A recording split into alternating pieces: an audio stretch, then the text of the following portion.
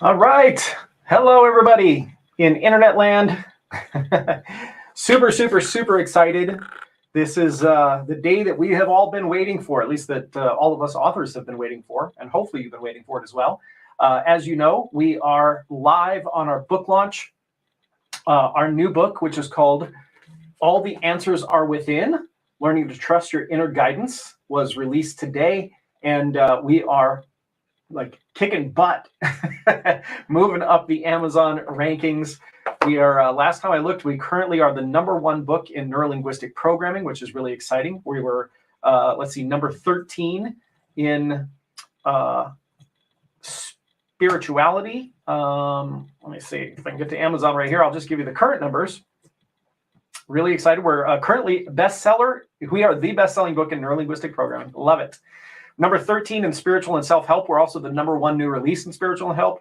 We're number 81 in motivational self-help books, which means that we've hit bestseller in 3 categories. But of course, we want to keep pushing. We're looking for #1 in all 3 of those categories, and we're looking hopefully to get to the best-selling list on Amazon. If I can show you our rankings here. Whoops, that's not right. Where did my rankings go? There we go. Yeah, so we're #1 in NLP, number 13 in spiritual self-help, number 81. This is the thing that's most exciting to me. We are currently number 2,788 of 36.8 million books on Amazon. And so I keep refreshing this page. I'm going to break my fingers before the end of the day, I'm sure, refreshing the page so often, waiting for that number to go up, and we'll see where we go. Last time that we did this with our last book, which was called Becoming Positively Awesome, we did hit the #1 bestseller. Oh, go away, 5-minute break. It's not a 5-minute break right now.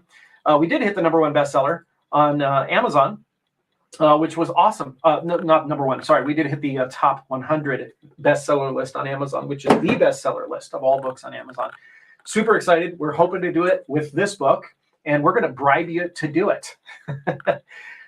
We are going to give away $1,000 in gifts for anyone who buys today or tomorrow. That's October 21st or October 22nd. If you buy it on Monday, you don't get the gifts. And don't say you didn't know, because we've been talking about this for weeks and posting about it. So we're gonna bribe you. The book is just $4.59 on Amazon. That is actually the cheapest that we could possibly make it, which means we make no profit on the book during the launch, but we're looking to get it in as many hands as we possibly can. And so here it is, $4.59. All the answers are within.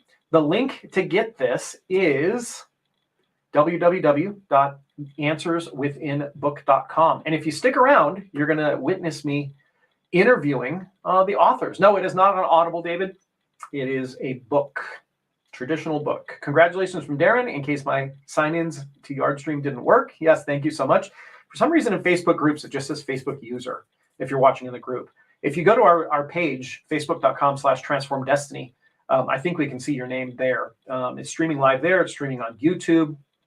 It's all over the place. So let me put this link in here for anyone who wants to get it. It is Answers Within Book.com. Copy that to the clipboard. So there is the link, AnswersWithinBook.com. When you go there, there's a button on the page, and I'll show you what that looks like right now. There's a button on the page that you can go to. Right here, you can read a little bit about the book. Click this button that says Get the Book on Amazon. And when you come here, it's going to give you instructions. Step 1, click here to buy the book. Step 2, you're going to forward your Amazon receipt to this email address, launch@awbook.net. And then step 3, we're going to give you the instructions to claim all the bonuses. So there are 2 kinds of bonuses that we, the authors, are giving away during this launch. The first kind of bonus is every chapter in the book has a gift at the end of it. So there is, throughout the book, if you read the book, when you read the book, you'll get to the end, and there will be a bio for each author in the book telling you a little bit about them, and there will be a link to their gift. Oh, look what that's doing to my green screen. There will be a link to their gift in each chapter. That book will be there for the rest of history, for as long as this book is out there, which will probably outlast all of us. Amazon makes sure of that. Then we're doing special gifts for anyone who helps us and supports us this weekend, Saturday and Sunday, to push this book up to hopefully the bestseller list on all of Amazon. And if you're willing to do that, then we will give you even more gifts. And it's all valued at over $1,000 in gifts, which is very, very cool if you ask me. And so we're going to bring on, in 10 minutes, we'll have our first author coming on, and we'll be doing 15-minute interviews with each of the authors. Of course, I am an author as well. One of these chapters in here is mine. My chapter is the very last chapter in the book, and it is titled The Wisdom Within, Michael Stevenson. And this book, this book is particularly important for me because if you know my story, if you've heard me talk about my past, I had a pretty traumatic childhood, right? I grew up with, my mom was 14 years old when I was born. She had a personality disorder. There was a lot of challenges in my young age. We had Child Protective Services called on us many times. We lived in abject poverty. I lived in a little tiny town in St. Louis that doesn't exist anymore, called Times Beach. And we had a major flood when I was 10 years old, wiped out everything that we owned. We lost everything that we owned. And then the next few years after that, my teenage years were even more tumultuous. And by the time I was 19 years old, I was homeless. And by the time that I was 20 years old, I really had absolutely no aim in life. I had no drive. I had no motivation, no aim. I was really just sort of floating through life, which I find is really kind of the state of a lot of people these days, right? So many people maybe they start off young and ambitious and hungry, and, but something, it's like it gets driven out of us, right? And I particularly, one of the things that I've been talking about a lot is that, you look at our Western school system, pretty much all modern school systems these days, they are really training grounds to corporatize you, to make you into a corporate automaton who will go out and work diligently for some corporation, who probably doesn't know your name, probably doesn't care, they'd replace you in a heartbeat. I'm not saying everybody works for a company like that, but a lot of people do. And so from a very, very young age, we're really trained to focus on the conscious mind, to train the conscious mind, to educate the conscious mind, to really value the conscious mind, and actually to devalue the unconscious mind, to the point where I think the major reason why most people are having the problems that they have in their life is because they're trying to live their entire life from their conscious mind. Now, if you've ever studied any of the science about the mind, I'm not talking about brain science, that's different. This is mind science. Then what you'll know is that the conscious mind that we think with, the conscious, critical, analytical mind that we're aware of, only makes up about 6/1000% of your entire mind. This mind that we so revere, that we so train, that we so focus on, it's just a tiny, tiny sliver of the mind. And yet most people are trying to live their whole life. And the problem is, like, you can barely function on just that part of the mind. But we've been so trained and so indoctrinated into shutting out the unconscious mind, right? The subconscious mind is where the vast amount of power is in the mind. It's the other 99.994% of the mind. And for most people, their view is that their subconscious mind sabotages them, or their subconscious mind is a bad thing. But it's actually not, right? That was kind of a Freudian view. I'm sitting on my shirt. That was kind of a Freudian view of the unconscious mind. Freud really sort of thought the unconscious mind was this deep, dark, ugly place where you had all these negative, repressed emotions and temptations and impulses. But in the 1950s, Dr. Milton Erickson came around, who was one of the major inspirations of neurolinguistic programming, and said, no, your unconscious mind is just you, right? And it's not deep and dark and repressed unless you repress it. Your unconscious mind wants to be connected with you. It wants that connection between the conscious mind and the unconscious mind. It wants that wholeness. And it's when we seek that wholeness and find that wholeness and maintain that wholeness that our lives tend to go the way that we want it to. Even in manifestation circles, I'm very much into the law of attraction and manifestation. I've studied it for about 23 or 24 years now, and really put it into practice probably 16 or 17 years ago. And my life certainly shows it. And it's so funny because I see people talk about manifestation as if it's a technique. How do I manifest this? Or I used to manifest, but I'm not manifesting anymore. That's not true. You're always manifesting. Everything you have in your life, everything you have manifested. And so if you have things in your life that you don't like, you manifested those. If there are things in your life you want but you don't have, you also manifested not having those things. And what it really comes down to, everybody says, how do I manifest? Manifestation is automatic. You're already a master at manifestation. You're already manifesting every single second of the day. What it really comes down to is alignment, right? Alignment is where manifestation comes from. And Kayla, I'm noticing that Carrie's not in the green room yet. So if you could maybe reach out to her and see, she's first up. Alignment is where manifestation comes from, right? When you are fully aligned with your conscious and your unconscious mind, you will automatically bringing all the things you want into your life, right? And as a matter of fact, you'll know what you want in your life, right? Because you'll be focused on that, and you'll be aligned on that. And so that's in part what my chapter is about seeking that alignment and, really understanding that the real power in the human, in this human meat suit that we wear is not in intellect. It's not in logic. It's not in reason. It's not in education, traditional education, although all those things are good. I'm not saying don't do that. But it really does come down to your intuition and your unconscious mind. And that was the inspiration behind this book and the title of the book, which is All the Answers Are Within.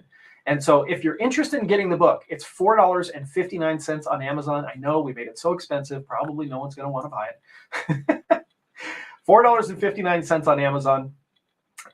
That's as cheap as we could possibly make it. So we kept it as cheap as we could during launch day so that we can get this into as many hands as possible.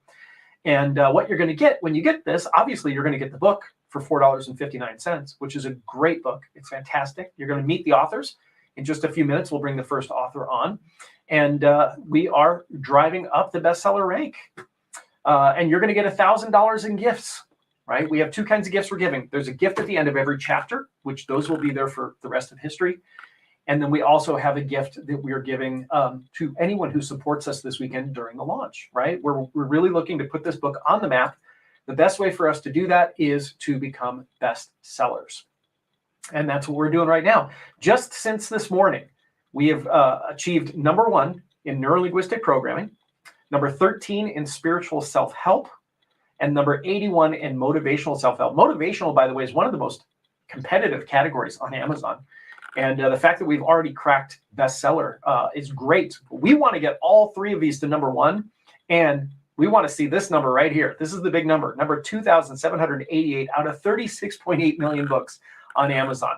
What does that put us in percentage-wise? 2,788 divided by 36,800,000 times 100. That puts us in the top 7 1,000ths of all books on Amazon right now. That's pretty exciting. But we want to get that up to 100, which is the best seller list on Amazon. And we're really looking to push there. So if you're willing to support us and help us get there, then we are going to shower you with gifts. And it's a lot of fun.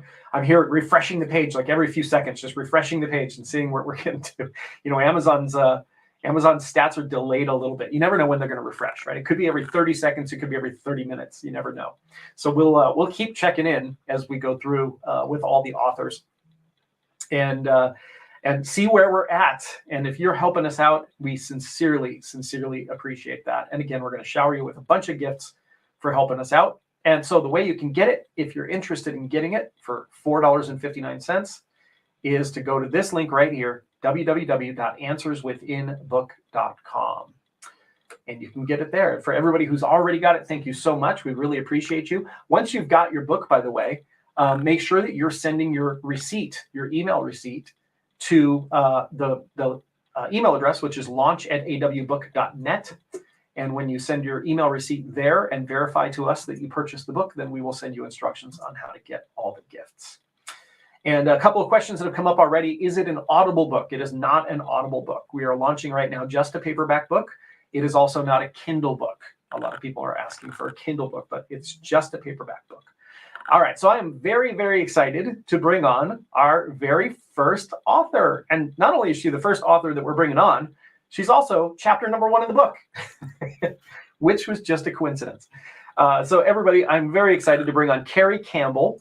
Carrie Campbell wrote chapter 1 of the book. Carrie is a board-certified success and life coach, a clinical hypnotherapist, a Psych K facilitator, human design specialist, Akashic Records soul realignment practitioner, emotional intelligence practitioner, and a certified Happy for No Reason trainer. She holds a master's in business administration and a global practitioner human resources qualification.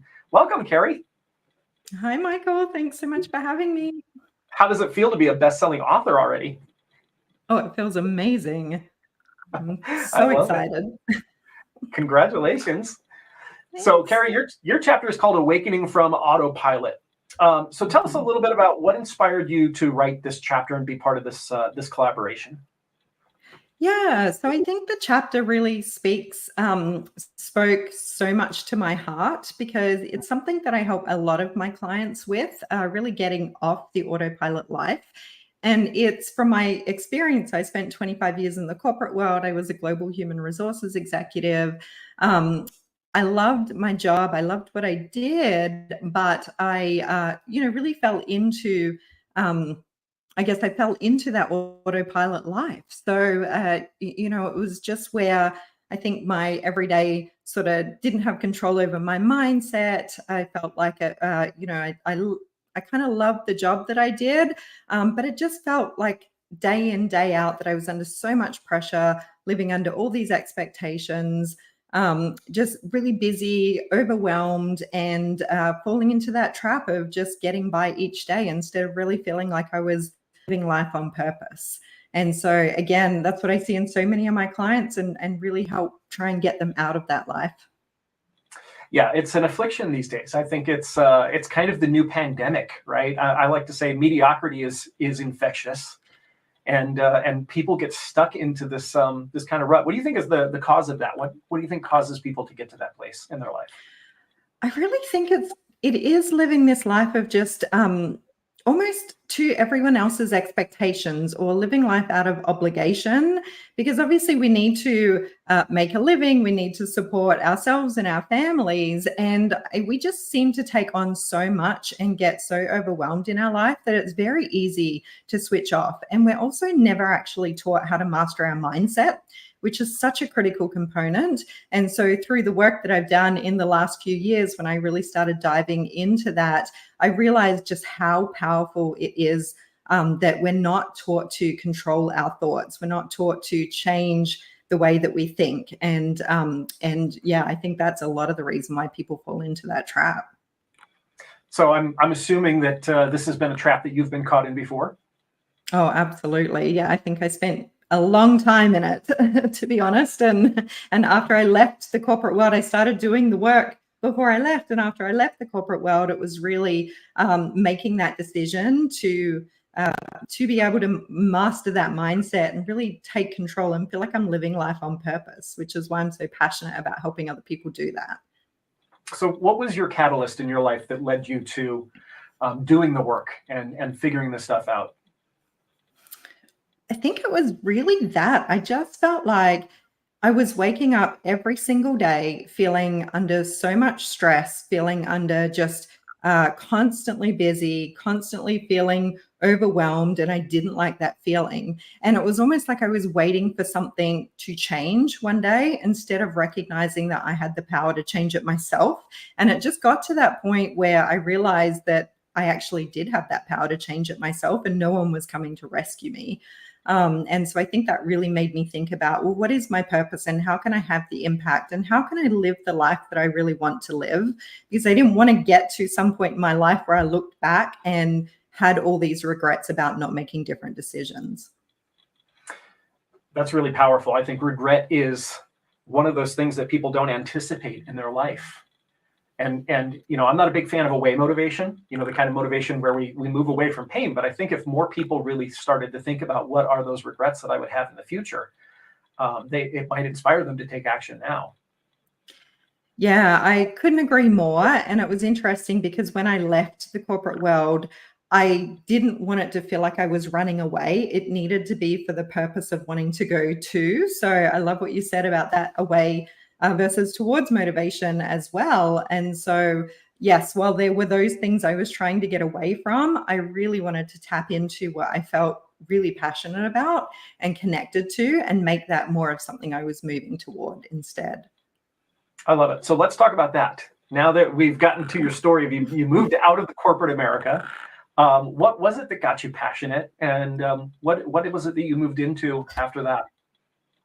Yeah, so I think what got me really passionate was recognizing once I started doing the work myself, and it's almost like this new awareness that really hit me, this side of life I think that I knew was there but never tapped into, which was the shifting in even the self-talk, shifting in the mindset, understanding about how our subconscious mind works, all of those things. Looking at somatic experiences and being able to release, or energetic releases from our body. Once I sort of started opening up to that world, I realized that we could do it differently. And that's what made me really passionate about wanting to help people do life differently, and not just, live life from a point of surviving, but really being able to thrive. Because I do think that we have an outdated definition of success. And so it was time to really update that definition of success. So that, I guess, got me really passionate. That lit the fire under me. And so when I left the corporate world, I did take a bit of a break. I felt pretty burnt out. So I took some time off, and then I really launched my business at that point, and jumped into my business as a coaching business. I love it. So tell me about your coaching business. What is it that you help people do? So I help high achieving women and leaders really navigate the dynamics of the corporate and the business world, just so they feel more empowered to be in control of their life and their career, and really feel like they're living a life on purpose and thriving rather than surviving. So I focus a lot on really just kind of peeling back the layers with people from different perspectives, getting really clear on what it is they want to achieve, because so many of my clients, they know that they want something better, but they're not always clear on what that is. And so being able to help them get clarity on what it is that they want, and then being able to help them work through the fears as well that's stopping them from getting there, being able to take action on really creating that life that they want. And they're able to really connect them back into self-trust. So they're making more aligned decisions with themselves and getting out of living that life from that place of expectations, obligation, and overwhelm. I love that concept of self-trust. Go a little bit deeper into that. I don't feel that most people trust themselves. They really don't. Yeah, it's amazing. And I mean, I've been there myself. So I think when we're living that life constantly, I guess from the conscious mind, let's put it, and we have so much going on, I think we get so disconnected from our own inner guidance, our own, that little intuition system that we have inside of ourselves. And the more we're disconnected from our own bodies, the more we have going on in our life, we don't leave room to be able to hear the way that our intuition's speaking to us, that inner guidance system speaking to us. And so I think it leads us to making so many decisions from the mind, and that doesn't always work out for the best for everyone. And so I think it leads us to eroding that self-trust and really looking back on decisions that we've made and perhaps regretting a lot of them. Yeah, it's interesting. I get a lot of people who ask me when I talk about these kinds of things, they go, well, you're telling me to trust my inner voice, but my inner voice is the one that says, I'm going to get in an accident, or my inner voice is the one that says, he's going to cheat on me. Or what do you tell people when they're saying that? It's learning to discern between that fear and what that inner guidance really is telling you. And again, I think getting very connected back into your body is a really big point of that, because our bodies speak to us in different ways. So learning to discern between that fear and that actual voice of guidance is huge. And the more spaciousness we can give our mind, that leaves room for it to speak to us differently as well. And we switch off that voice. We're able to control that voice that's coming up that we know is that voice of fear, or that voice of fear, that conscious mind getting in the way. Yeah, I always tell people when they ask me that question, I say, well, the voice that you're hearing, that screaming voice, is your conscious mind and your emotion, your fear. It's the whisper that you have to listen to. The intuition is so subtle sometimes. You have to push the noise aside and really focus on it. Yeah, you're exactly right, because initially it will speak to us just so quietly. And if we're not listening, it's like a little child trying to get your attention. And so sometimes, it has to hit you with a 2x4 for you to actually listen to it. But the more that you do really tune in and listen to it, and the more space that you give yourself in your life, it does end up getting louder and certainly more stronger. Yeah. And I've definitely found in my life that the times that I listen to the whisper are the times that life works out well for me. And the times I ignore the whisper are the times when I later go, man, I should have listened to that whisper. Yeah, I think we're taught to make decisions from a place of logic and do the pros and cons list. And as I said before, that doesn't always work out well for us when we look back, and we can have all the reasons in the world to make a decision from that logical place, but it doesn't actually work out well. But the times we listen to that little voice that's not so logical, Exactly. sending us down the right path. Often the answers are not logical. It's the logic is almost a trap. Yeah. And the more we listen, the more it will keep guiding us and getting stronger and really take us down the aligned path that we're supposed to be on. For sure. And I know in my life, I used to be riddled with anxiety, and especially social anxiety. And, that was, it prevented me from doing almost anything I wanted in my life. And now after, 27 years of listening to the whisper, I virtually have no fear. That's not to say that I never fear anything, but if there is fear, it's usually legitimate, right? Because we're supposed to be afraid of things like saber-toothed tigers and bears and things like that. Or I'm very easily able to dismiss that fear. So if you're just tuning in, we are doing our virtual book tour today for this book, All the Answers Are Within. This is our first author, Carrie Campbell, and she wrote the very first chapter, which is called Awakening from Autopilot. You can get the book and $1,000 in free gifts if you buy today or tomorrow for just $4.59. And the way you get that is to go to this website, www.answerswithinbook.com.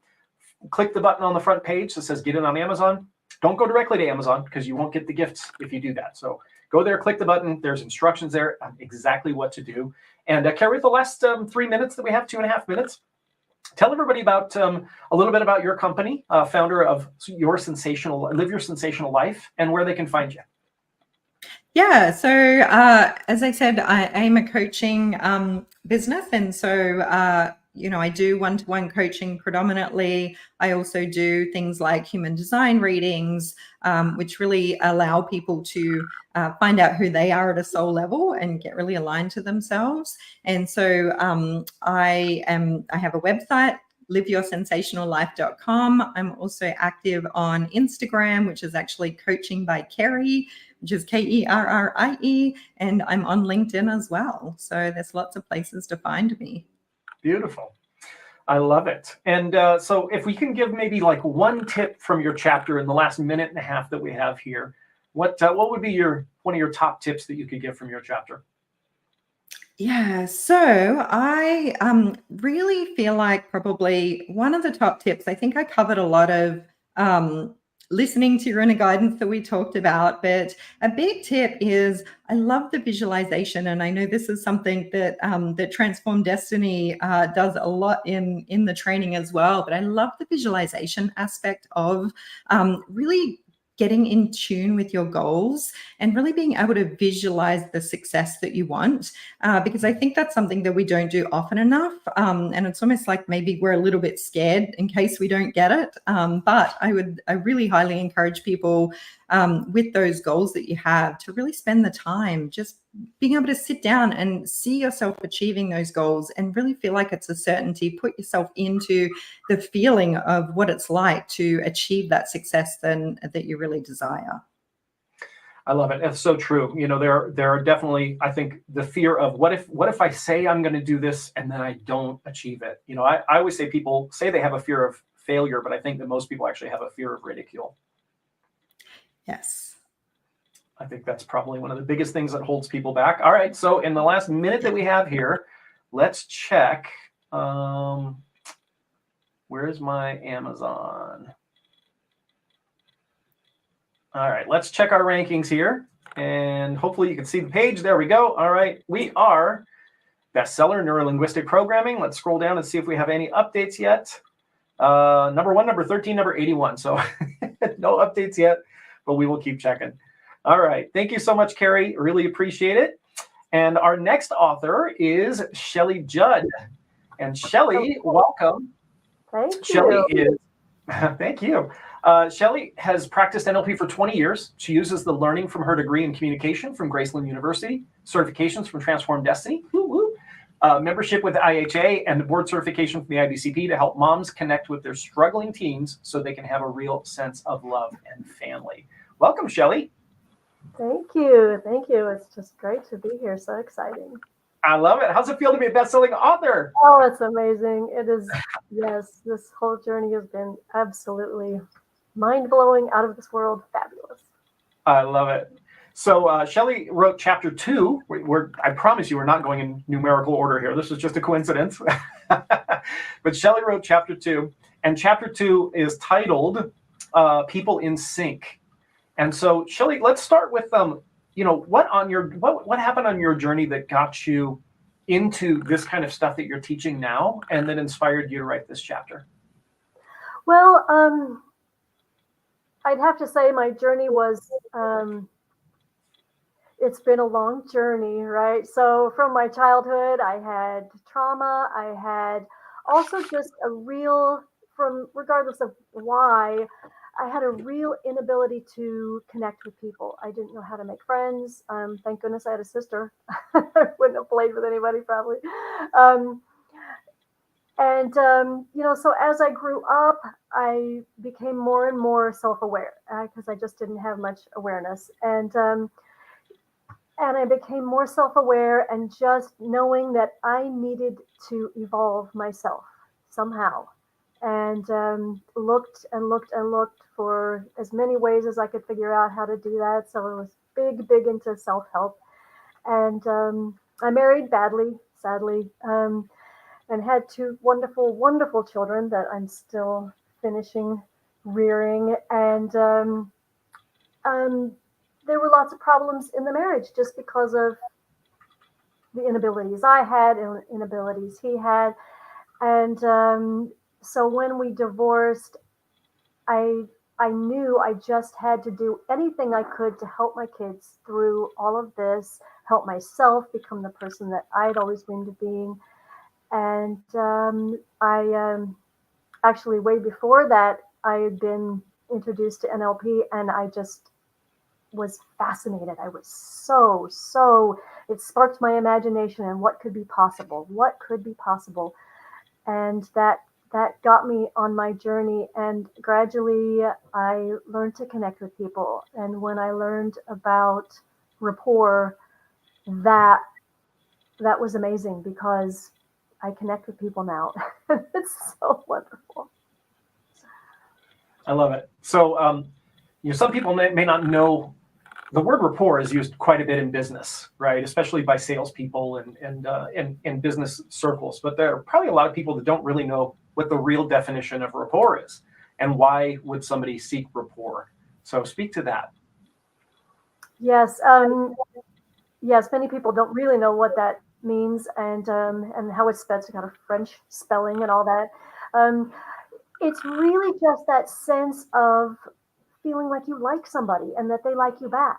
And so often that's so elusive, because we could feel that almost instantly with some people. And if you think back about the times when you've met somebody and you thought, wow, I like you, or I remember that meeting that person and just thinking, wow, we just hit it off. And that's that feeling of rapport. But we also can develop that. There have been other instances in your life, I'm sure, that you have developed rapport over time with people you've spent more time with, and you're like, yeah, now we just really jive together, but it's really just that sort of feeling that we like each other, and it does so much. And what would you say to people? There are people out there that say, well, it takes time to get to know whether you like someone.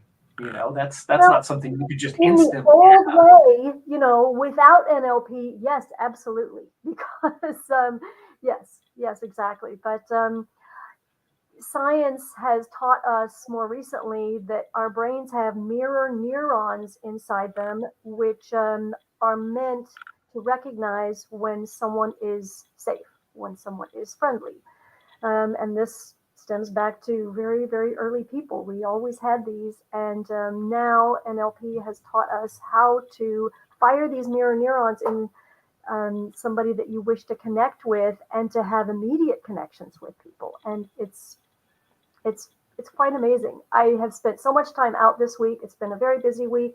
I've been into every business I can think of, and I walk in and establish rapport with somebody just like that, and it's been so amazing, because I used to think, I'm not sure, maybe some people I could establish rapport with, but it's been so funny to notice this week, because they say, something, hey, how can I help you? And I say, oh, hi, yeah, I just got here, I'm looking for, but I notice as soon as I start speaking, they go, there's like a little lift, like, oh, I know you.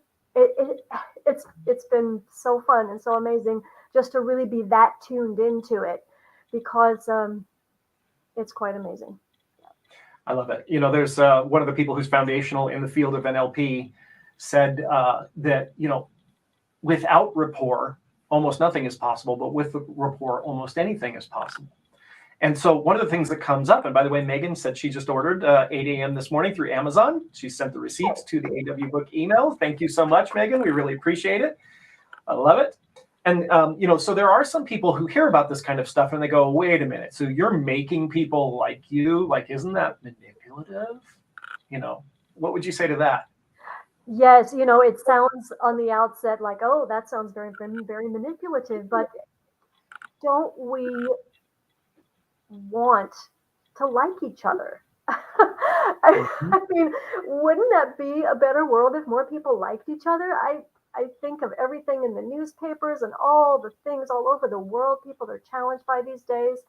And, one of the things that I think about so much is the butterfly effect, which is just basically, that is something that became science, and it was the ability to know that you could make such a small action and it could possibly create an enormous action across the globe from you that you have no idea that it's happened. And so, yes, that's pretty. Yeah, it's absolutely amazing. And here's the thing, like I always say to people, we all want people to like us. That's just a deep, innate human desire, right? There's nobody, I don't think, unless there's a sociopath somewhere, we all want people to like us. And so what are the normal things that we do to get people to like us? So we might buy them a coffee. We might pay them a compliment. We're always trying to do things to get people to like us. That's not a manipulative thing. It's just a deep human desire. And some tools are more effective at that than others, right? So tell me what, your direction that you took after you had that catalyst and you started, realizing that you wanted to make these changes in your life. What was that direction for you? Yeah, really, it was. I mean, I had young teenagers, and when we go from having these sweet little children that want to follow us around to having teenagers that want nothing to do with us,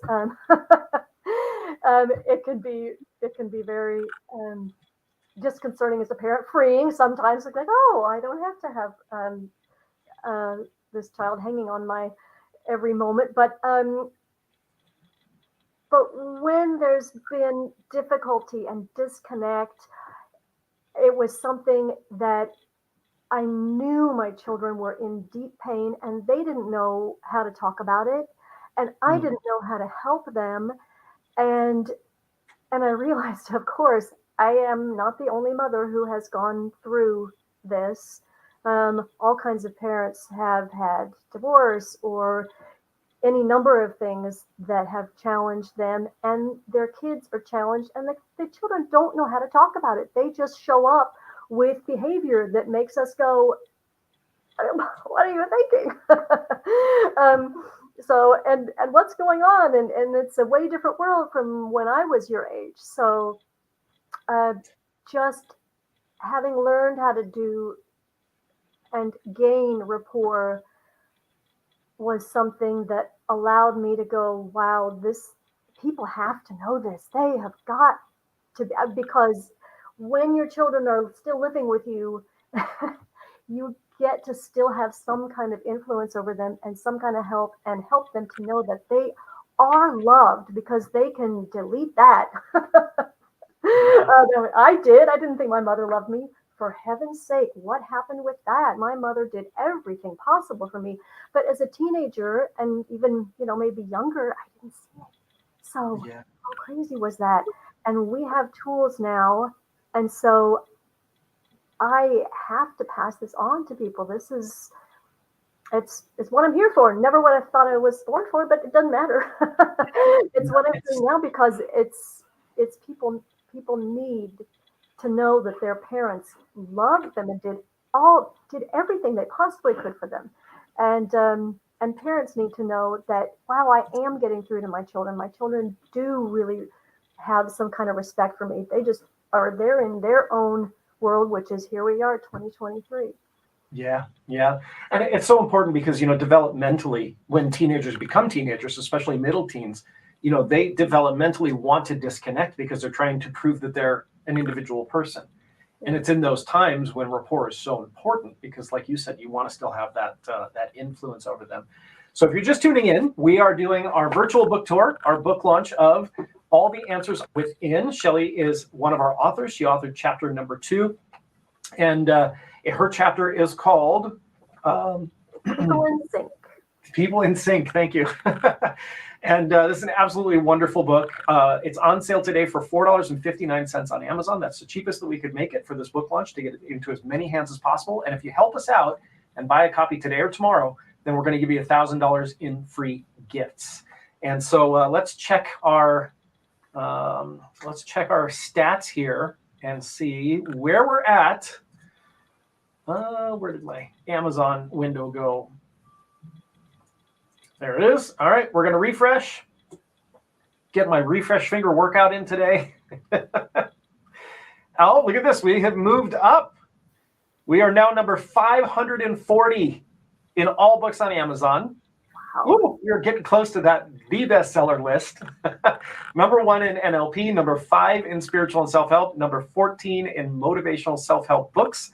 This is a very difficult category to rank in, and we're almost in the top 10 there. So thank you, everybody who is helping us out. Shelley, in the last 2.5 minutes that you have here, just share with everybody a little bit about your company and how you help people and where they can find you. Yes, I am. Basically, this book launch is sort of my company launch as well. So I'm just putting together a group coaching program and some programs that are going to be just for moms learning NLP. And at some point, I do also wish to have a program for teenagers, so that teens these days, it's amazing what they know, how articulate they are, and how well they can express themselves. To where I look back 40 years ago, when I was 15, it was quite a different story. So I am at borntobewhole.com, and that website should be up quite soon, actually. So you'll be able to find me on that. And what about social? Are you on Instagram or TikTok or any of those? Can people find you there? I am. Yeah, I'm putting those together as well. I am on Instagram. Yeah, just Shelley K. Judd is how I'm on Instagram. Great. Awesome. And Shelley has contributed a gift to the launch gifts. And then as well, at the end of her chapter, when you read her chapter, there is a bio at the end with her information, and there's a gift there as well. So be sure to pick it up today or tomorrow during the launch, $4.59. We'll give you $1,000 worth of gifts just for helping us out during the launch. And Angela just disappeared. She's up next. Hopefully she jumps back on here. Let's see. All right. So thank you so much, Shelley. Really appreciate it. Thank you, Michael. And keep refreshing that page and taking screenshots. Oh, I need to take a screenshot while we're here. All right. We are saving our screenshots all day long on the road to hopefully the top 100 books on Amazon, which we are getting close, man. How does it feel, Shelley?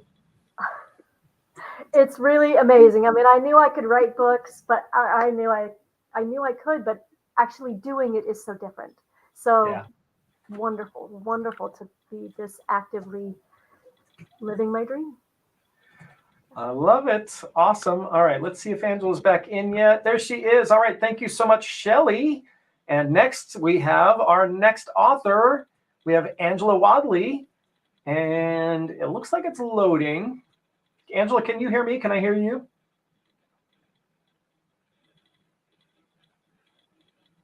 Uh-oh. Well, you know how it is with tech things. We'll give her a second to connect here and see. Hopefully she can get connected in. Oh, she can't hear. Okay. It says that you're backstage. You are now not backstage. Hopefully she'll get in.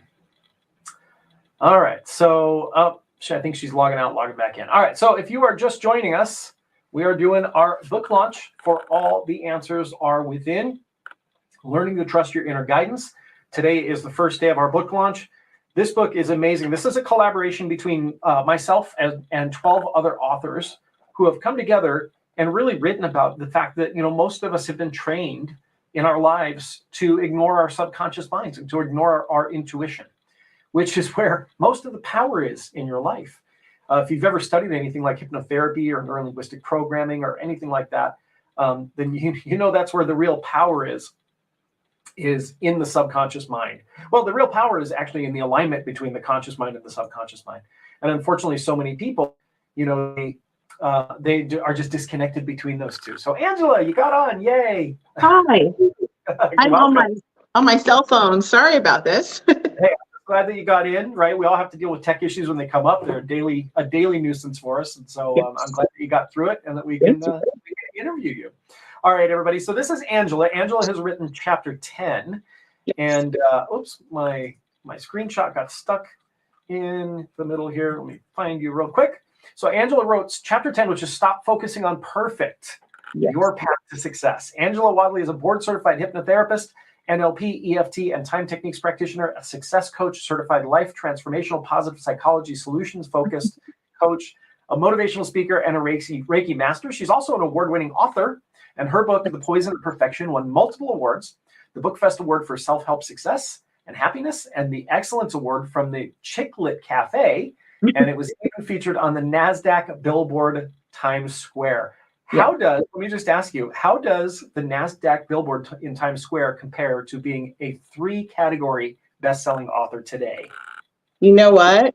I'm so over the moon right now. This tops it. In this moment, this tops it because this is amazing. Did you say 3 category? 3 categories. What? We are officially 3-category bestsellers. So it's now number 1 in neurolinguistic programming, number 5 in spiritual self-help, and number 14 in motivational self-help. And get this, Angela, we're number 540 of 36.8 million books on Amazon. This is crazy. Thank you all so much. This is amazing. I love it. We're getting so close to that top bestseller list. Yay. Yes. All right. So let's start with you. What was it that inspired you to get into this line of work and to ultimately to write this chapter? I had a psychology background and I wanted something different, something more. And I found Transform Destiny, your program. And I was like, oh my God, this is it. So I immediately fell in love with it. I was obsessed with it. I was like, this is it. And then when I saw your, the opportunity to co-author, I was like, I have to do this. Like Transform Destiny has changed my life. I have to be on board with this project. So it was a no-brainer for me. I love it. What was it? So, this is an interesting question. I get from a lot of psychologists and people who have a background in psychology. They go, well, I looked at the Wikipedia article and it said it's a pseudoscience and this and that. But we're training more and more psychologists every year. And when they come, they're like, oh my God, I finally feel like I have tools. Yes. So talk about that and what kind of brought you into the world of NLP.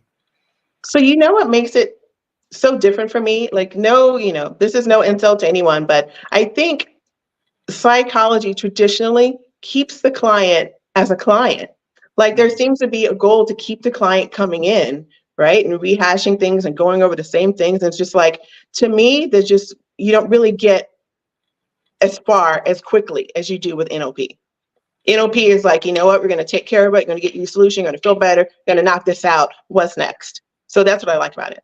I love it. You know, Milton Erickson was a psychiatrist, and he's one of the sort of founding fathers of NLP, if you will. And you know, he really coined the term brief therapy. And there were so many people in the field that were angry at him for trying to do brief therapy and not stretch the therapy out for years. Yeah. Yeah, I love it. So, what got you into psychology? What was your draw into understanding the human mind? I think just wanted to understand what makes people tick, you know, and like growing up, you're like, why did this person do that? Why are they acting like this? Why are they responding like this? I was just a curious person, right? So that's what led me to that. I wanted to know how people worked, what made people tick, and then also help people. That's what brought me to it. I love it. Yeah. So your chapter is about something that I find, you know, even to this day, of all the personal development work that I've done, I still struggle with sometimes, which is this idea that we have to be perfect. Yeah. What is the you think the root cause behind that, and why do people feel like they have to be perfect all the time? You know what? There can be so many root causes. It could be like your sibling order. Like if you're the oldest, sometimes you get the most responsibility and you have more on your shoulder and you don't want to, you know, let your family down. Or it could be comparing yourself to other people, and which is a huge one, right? It could be doubting yourself.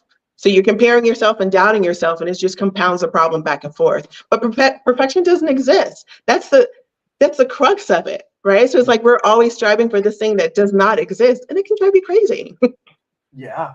Look at, I mean, some of the highest performers in the world. You look at basketball, Michael Jordan. You look at baseball, Babe Ruth. You look at anybody, and I'm just picking sports, but there's no such thing as a perfect basketball player. No, perfect anything. Basketball player, right? And Babe Ruth famously he was famous for hitting home runs, but what most people don't know is that he also held the strikeout record in all the same years that he held the home run record. Right? Wow. Yeah. So he's always quoted for the home runs. Yeah. But you know, when you're swinging for the fences every single time you're up at bat, you're gonna miss a lot of balls, right? Yeah, you are. And I think that's a really important thing. So speak to that about, you know, in life, if you want to succeed at something, what's the path? If you know you want to be perfect, you're trying to, you know, achieve perfection, but perfection doesn't exist. It's kind of a paradox. Yeah, it is. I think it's healthier to strive for excellence, like your level of excellence, right? Like not compared to other people, but your personal level of excellence and progress. If you focus on progressing, like doing better than you did yesterday, or doing better than you were, you know, being better than you were before in excellence, I think you'll get you further and you'll feel more satisfied and healthier and proud of yourself. And you realize what you're capable of, which is enlightening. I love that. And what do you think is the easiest way for people to focus on excellence instead of perfection? Do you have any tips for that? Like maybe a tip you can share from your chapter? Yeah. First of all, block out what other people think of you, block out other people's expectations. Go inside and figure out what's important to you, who you are, what matters to you, where you want to be in life, what you want to do with your life, you, not how other people define you. It's not their life, it's yours, and you only get one. Yeah. That's so powerful. And did you have like a defining moment in your life where you realized that, you know, perfection was kind of a trap that you were caught in, and it helped you get out of that? Did you have a catalyzing moment? I did. And it happened in the dating world. Oh. I was looking for like the perfect person, and I was like, you know what?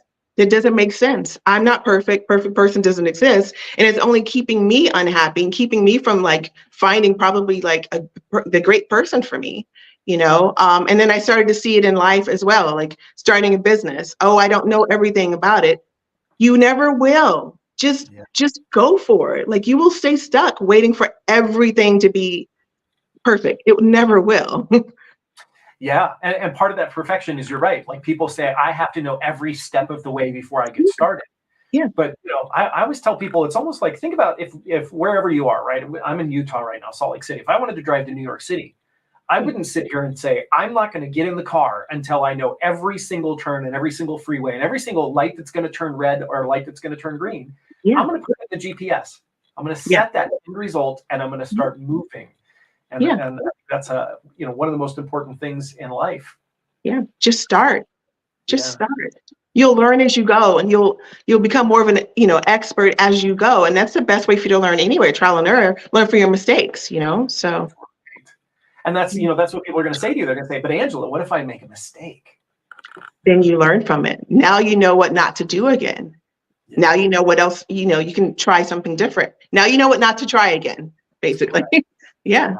And I think that's one of the biggest things we were just talking about on the last interview with Shelley is that so many people say they have a fear of failure. I don't think people are really afraid of failing. I think most people, if they were alone and they knew nobody was watching, would be totally okay failing, right? As long as they knew nobody would ever find out. What people really have is a fear of ridicule. Yeah, I agree. Because they're trying to compare themselves to this picture of perfection. They think everyone else wants to see them be perfect. But in actuality, if we look at how we relate to other people, right? If we see somebody make a mistake, we go, oh, it's okay. We don't judge them for it. We support them and we lift them up, but then we're afraid people are going to judge us. Exactly. Like you don't say, oh, baby, you see a baby and he fell. No, you're stupid. You don't try that again. You don't do that, just, oh, you can do it. Get back up, Same thing for us. Yeah, we need to encourage ourselves like we encourage other people. Yeah. So if you're just tuning in, we are doing our virtual book tour with our authors for our book launch today. All the answers are within Learning to Trust Your Inner Guidance. Angela wrote chapter 10, and it's all about beating perfection. And so if you're interested in getting the book, we have it as low as we can possibly get it on Amazon, $4.59, which is that's as low as we can make it, just so we can get it in as many hands as possible. And we're looking to achieve that bestseller status on Amazon as well. So if you help us out, either today or tomorrow, October 21st, October 22nd, we're going to give you $1,000 in free gifts from all of the authors. And Angela has contributed gifts as well. So we have chapter gifts at the end of each chapter, but then we have special launch gifts that are for anyone who buys today. And the way you do that is you go to this website, which is www.answerswithinbook.com. And when you go there, what you're going to see is this page right here. All the answers are within. You can read a little bit about the book. Click on this button, get the book on Amazon. Don't go straight to Amazon because you won't be able to get the launch gifts if you do that. You need these instructions. So go to the website. You're going to do step 1, which is to buy on Amazon. Step 2, you're going to forward your Amazon receipt to this email address. And then step 3, we're going to give you instructions on how to claim all of the bonuses from all the authors. So Angela, let's check our status here. Yes. I just did a few minutes ago, but we never know how fast it's going to update. So I'm loving it. Bestseller status in neurolinguistic programming. I love that. We need to get a screenshot of that one too. And we are number 1, number 5, and did we move up? Number 14? I think we moved up. Yay. So that motivational one, that's fantastic. We're almost there in the top 10. Yes. So if you're interested, go to this website, theanswerswithinbook.com. Now, Angela, in the last minute and a half or 2 minutes that we have here, tell us about your company, where people can find you and how you help them. You can go to my website, angelawadley.com. I have a website that lists everything that I do. You can follow every endeavor that I do. So it's a great way to stay in touch with me. And I'm so excited about this project. I really feel that you guys are going to get so much benefit from it. All these authors are incredible and they put their heart and soul into it, just like I did. And I think this is just going to be amazing for everybody all around. Yeah. And it's funny, there are a lot of people that go, well, it's a book collaboration, so that was easy.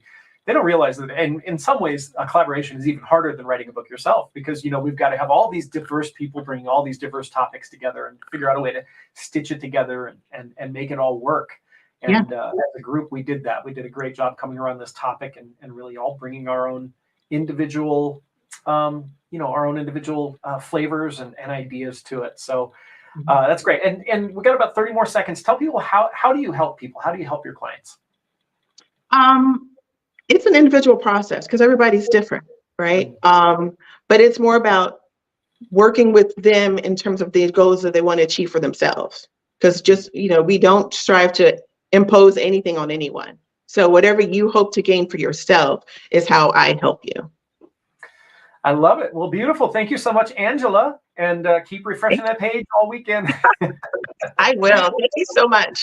All right. Thanks, Angela. Glad you got on. All right. So next we have Stacy Perry. Hello, Stacy. How you doing? Are you there? Oh, I can barely hear you. Can you talk a little bit louder? Can you talk a little bit louder? I can hear you typing, but I can't hear you speaking. Hello, can you hear me? Yeah, I can hear you. There we go. Awesome. Great. Welcome, Well, Stacy. mm, So Stacy wrote See? chapter 13, and chapter 13 is called From Panic to Peace. Stacy brings 3 decades of business and healthcare expertise to the clients she serves. After graduating from Utah Health Science Center, Stacy dedicated her professional life to educating and empowering patients, families, support systems, as well as other healthcare professionals and the community toward understanding the complexities as well as the opportunities during life's most challenging moments, hi. specifically chronic and limiting illness, life-limiting illness, palliative care, hospice care, and end of life. As a certified trainer in end of life care, Stacy has a multidimensional perspective. And she utilizes many modalities of therapy, including Reiki. I love Reiki. I'm a Reiki master myself. Aromatherapy, sound therapy, meditation, visualization, massage, and she's board certified life coach and consultant. Welcome, Stacy. First off, how does it feel to be a best-selling author? Oh, are you not? You can't hear me? Uh-oh. Can you hear me now? I can hear you, yeah. I can't hear you. I'm reading your lips. Oh, turn up your volume? Yeah. Can you turn up? Okay, let me find. It was working just a second ago. Uh-oh. Hopefully you can hear me now. I'll keep talking so you can maybe hear me. Okay, maybe I should try from my phone. What do you Okay, think? yeah, jump on your phone. Let me check with Kayla in the chat, make sure she can hear me. That's crazy. Can you hear me? Elizabeth is not on, sweetie. Oh, well, hi, Kayla. It's just me. Okay. You're here. Um, Can you hear me? I don't know why it's doing that. Let's see. Oh, man. Let's see. Hello? Your phone. Well, we'll see if Stacy can get it on her phone.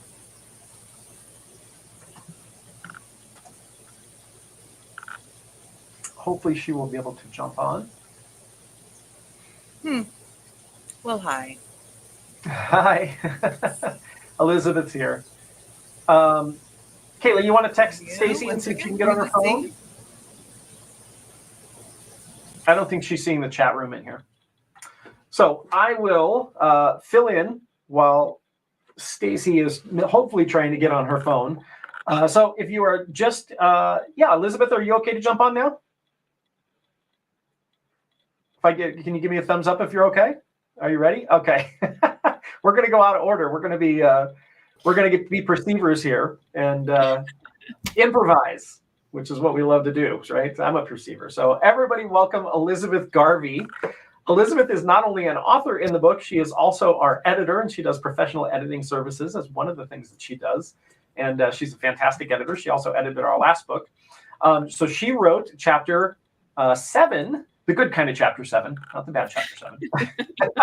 Release soul ties for better sleep and inner peace. Elizabeth is a clinical hypnotherapist and a sleep coach at usleepnow.com. That's the letter U, sleepnow.com. She is an IBCP board certified in hypnotherapy, NLP, EFT, time techniques, and life coaching. Welcome, Elizabeth. Hi, welcome, Michael, and congratulations to you and everyone on the project. Thank you so much. How does it feel to be a best-selling author again? Amazing. Absolutely amazing. Yeah, these projects have been phenomenal.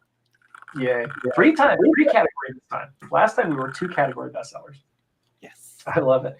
So, Elizabeth, your chapter is on releasing soul ties for better sleep. And I know that's something that you're passionate about is sleep. Yes. I have been a parent and a business owner at the same time, so I totally understand what sleep deprivation means. Yes. Why don't you tell people what got you into this line of work and why you're so passionate about it and why what inspired you to write this chapter? Yeah. It's kind of a long story, so I'll try to keep it as short as possible. But I came from a traumatic childhood, like many people who end up in this field. And it led into a couple of bad marriages, unfortunately. And the second marriage was with someone who displayed psychopathic tendencies. And I ended up escaping, taking my sons with me. And when I got out, I knew that I needed to change things. I needed to help my sons heal. I needed to help myself heal. And I needed to figure out why I had ended up in those situations and to make sure that that wasn't going to happen again. And so I started searching for answers. I found Transform Destiny when I was looking for a way to help one of my sons who was having a lot of traumatic symptoms. And that's when I got certified in clinical hypnotherapy. And it's just been an ongoing process since. And so I'm really passionate about, one, as a solo parent now. I've been a solo parent for 5 years, meaning that I don't have any family support. It's just me. I have full custody of my sons, which meant if my sons were sick, I was the one up with them. You know, if they have nightmares at night, I'm the one up with them. My oldest son struggled with sleepwalking and night torments, so I was up with him constantly. So I knew just from my own emotional well-being how important sleep was. So I helped my sons start sleeping better, and then it was kind of a natural segue to helping other people start sleeping better as well, and helping them really start to hone into what they're passionate about, what their heart desires, and start living that life. And the foundation is sleeping better. I love it. I think so many people hear about stuff like this. They go, "Oh, you're an insomnia person. You're helping people with insomnia."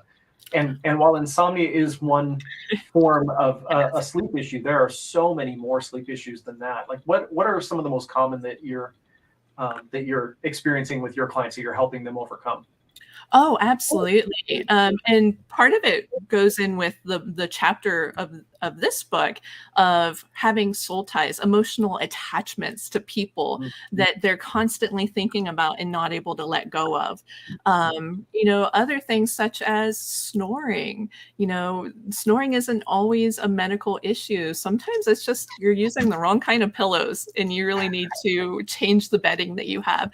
There's so many different aspects to quality sleep. It's not just about insomnia. It's about getting quality deep sleep at night so that you're refreshed and able to function normally on a day-to-day basis.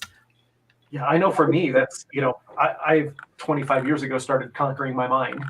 Conquering is probably a bad word, but, really trying to understand my mind and working on mindset. And, that got me so far in my life. But there was a point where I felt like that started slowing down. And a big part of that was the fact that I was sleep deprived. And, most of it came down to the fact that I was making other things priority over sleep, like everything priority over sleep. There was a point in time when I had my day job, I was literally trying to function on 3 hours of sleep a night. And I had an amazing vacation package that I had negotiated at my last job, 6 weeks of vacation time. And I burned it all because I would burn myself out every month and have to take a day or two off just to literally sleep through the day and recoup. And people don't understand just how important that sleep is on a day-to-day basis, because it takes, and this is important for college students, when you learn something new, it takes 3 nights of solid sleep to consolidate that information into your brain. So if you're staying up cramming and not sleeping, that's why you're not able to recall that information later on, because your brain hasn't been able to consolidate it. And for parents, if you're short 1 hour of sleep a night, it takes 4 days to try to catch up on that 1 hour. So if you're chronically sleep deprived, it's almost impossible to catch up. So that's why we need a solid foundation of sleep to begin with, because it affects everything from our emotions to the way our body functions. If we can lose weight, if we can, have clear skin, all of that depends on proper sleep. And is that 8 hours a day, as they say? No, that's another misconception. Everyone is different. And traditionally, the science has pointed to anywhere between 6.5 hours to 9 hours. So it's really just watching your body and seeing what is optimal for you. And if somebody says to you, well, I'm just too busy, like I just can't cut things out of my life in order to sleep, what do you say to that kind of person? I ask them, what's important to you, when you are sleep deprived. And we've talked about this before. If you're deprived 18 hours of sleep, it's as if you have a 0.5% blood alcohol level. Your reaction times are slower. You cannot respond emotionally soberly to what people are saying to you.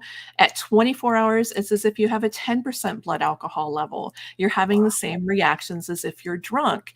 And you're out on the road trying to drive around and you're unsafe, whether you are aware of it or not. It's unsafe for you if you're transporting your children, if other people on the road. It's really unsafe. And so it's time to really take stock of what you're doing and what's important to you. Is your life important to you? Is the life of your children important to you? And stop using "I have so much to do" as an excuse to not get proper sleep. Because honestly, when you have proper sleep, you're actually more focused and able to accomplish more tasks. I love it. If you could give us one tip from your chapter in a minute or two, what would be one tip that you can share that will kind of give you a little taste of your chapter? Yeah, one of the things that my chapter talks about when cutting soul ties, and soul ties are the energetic ties that we have with other people, that even when you stop having that person in your life, you still think about them, it still bothers you, you're always meditating on that person. One of the aspects of cutting soul ties is forgiveness. And so many people struggle with the concept of forgiveness. Forgiveness isn't about releasing the other person. It's about releasing yourself and releasing the emotional burdens that you're carrying so that you're not still connected to that person and so that you can live a more peaceful, joyful, and abundant life. I love it. I love it. It's such a powerful thing. About a year and a half ago, I started getting really serious about sleep in my life because that's kind of my last thing to conquer. I again, worked on the mind. I worked on the health. I'm down 35 pounds, beat diabetes. And then there came this one thing that I just never had been able, ever since I was a teenager, I've had a hard time sleeping. And so a year and a half ago, I started doing things like mouth taping, a lot of things. And I have to say my quality of life is so much better now. Yes. And even when people are like, well, I don't have time to sleep, what they don't realize is that if they're not sleeping well, then the things that they're spending time doing, they're not doing well. Exactly. It's better to get to sleep and do things well and faster when you've kind of nourished your, that's a word I've never associated with sleep before, but kind of nourished your body in that way. It's really powerful. So what got you into hypnotherapy as a solution for this? Well, I was looking for a way to get solid results quickly. I've tried cognitive behavioral therapy, and while it's fabulous for what it doesn't provide quick results. I think Angela mentioned earlier that it seems to just keep churning the client and keeping them in the system. And I wasn't looking for that. I was looking for kind of a one and done. I want a solution. I want it now. Yep. I'm a very push forward person. I like to accomplish things. And so hypnotherapy was the perfect solution. And I've accomplished so much with hypnotherapy in my own life that it's only natural that I want other people to experience it and have the kind of success that I've had. I love it. And that's one of the hallmarks of hypnotherapy. It's the unconscious mind doesn't like to do anything slowly. It doesn't take years and years and years to solve a problem. That will bore the unconscious mind to tears, right? The unconscious mind likes to do things quickly. Most NLP techniques take, under 10 minutes.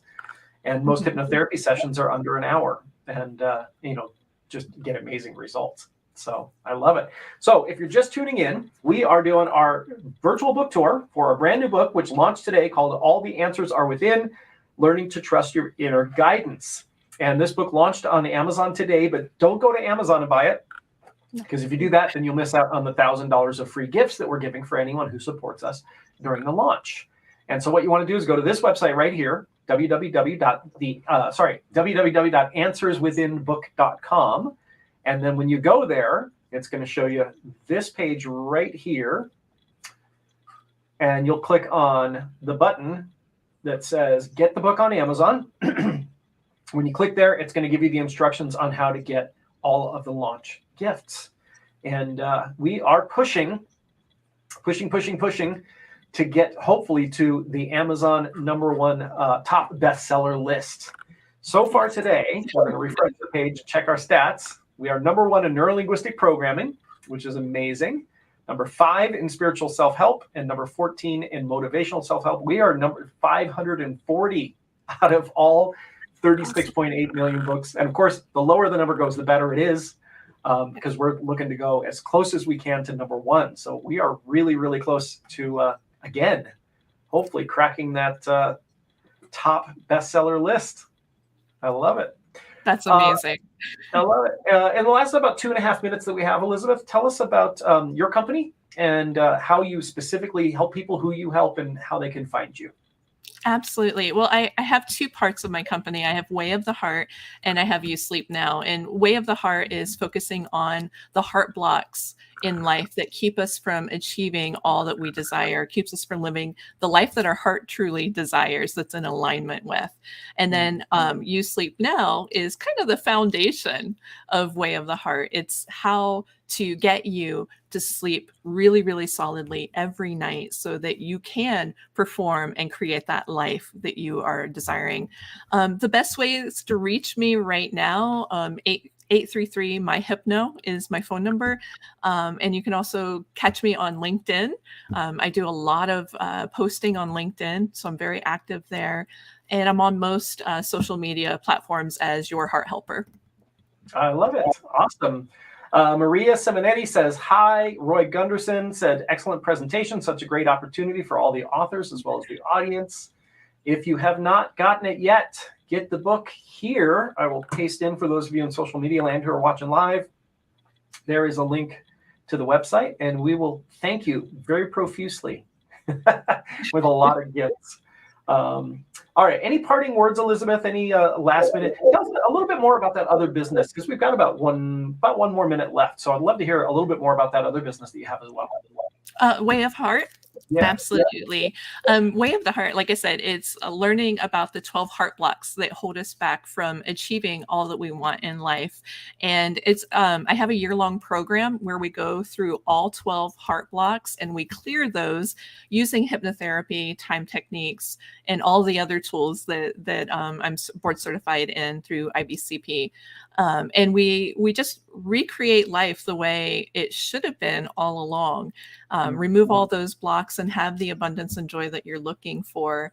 And it's amazing watching. Like, I've had people come to me because they struggle with anger, and I get them their sleep in alignment, because that is actually one of the 12 heart blocks, but I get their sleep in alignment and they're able to start working on all of the other things. And then, some people end up transforming their businesses, other people end up transforming their relationships. It's really just what are your specific heart blocks and working with each person on an individual basis.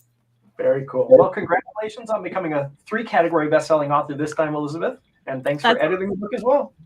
Thank you. I appreciate you. Thanks, Elizabeth. All right. Stacy, let's see if we can get you on now. It says you're muted. Let me see if I can unmute you. I'm muted. There we go. Yay. Can you hear me? Yay! Awesome. Congratulations on becoming a best-selling author. Thank you. Thank you. Congratulations to you. Thank you so much. I love it. And so Stacy, let me get your correct name up here so everyone can see. Stacy wrote chapter 13, and chapter 13 is called From Panic to Peace. And I gave you her introduction a little bit earlier, but she does a lot of things like Reiki and aromatherapy and sound therapy and lots of cool stuff like that. I'm a Reiki master as well, so I really resonate with that. I love it. So tell us what got you into this line of work and what inspired you to write this chapter? So I have always been I come from a medical family and a medical background. And so it was always just part of my life, medicine and life and death and dying. And anyway, it started back in the 80s when I had friends that were passing away of AIDS, and I was taking care of them and helping them heal their relationships with their families and making sure that everything was in order for them, just kind of as a just as a love gift to them, growing from there and snowballing. And then as a registered nurse, I went into the hospital and I worked with patients and their families to do the same thing. It also worked out. It also worked out that that would be just one of the ways that I would be able to take care of and handle patients. In the hospital, I worked a lot with hospice patients. And ultimately what ended up happening is that I went to hospice outside of the hospital. And so I would have these family meetings. And I've always been really, really, really certain that stress is the number one thing that holds us back in trying to figure out how we're going to truly heal, whatever that means. And we live in a society that denies death. So what I try to do, I tell people 10 minutes with the hippie chick and you are not going to be afraid of dying anymore. So, but it's what interested me most was if I just got real with people, if I just said, look, this really stinks. And we just really kind of got into it. It was amazing what healing took place. It was amazing how families were healed. It was amazing how patients were able to get their final wishes and feel very comforted. And I just, to me, death is as much a part of life as being born is. And so I am very thrilled to be able to say, I'm not afraid. Let's talk about it. Let's get real about it. Interesting. You know, I think so many times people see, you know, birth and death as kind of like the boundaries, you know, and maybe people are not experiencing or thinking of life as beyond that. You know, there's a finality to death that people are not willing to confront. Right. Well, and death is, I mean, we're all energy, right? And so the finality, everybody has their own beliefs, but I also believe, and I've worked with a number of people, thousands of people, and I can tell you that there's something after.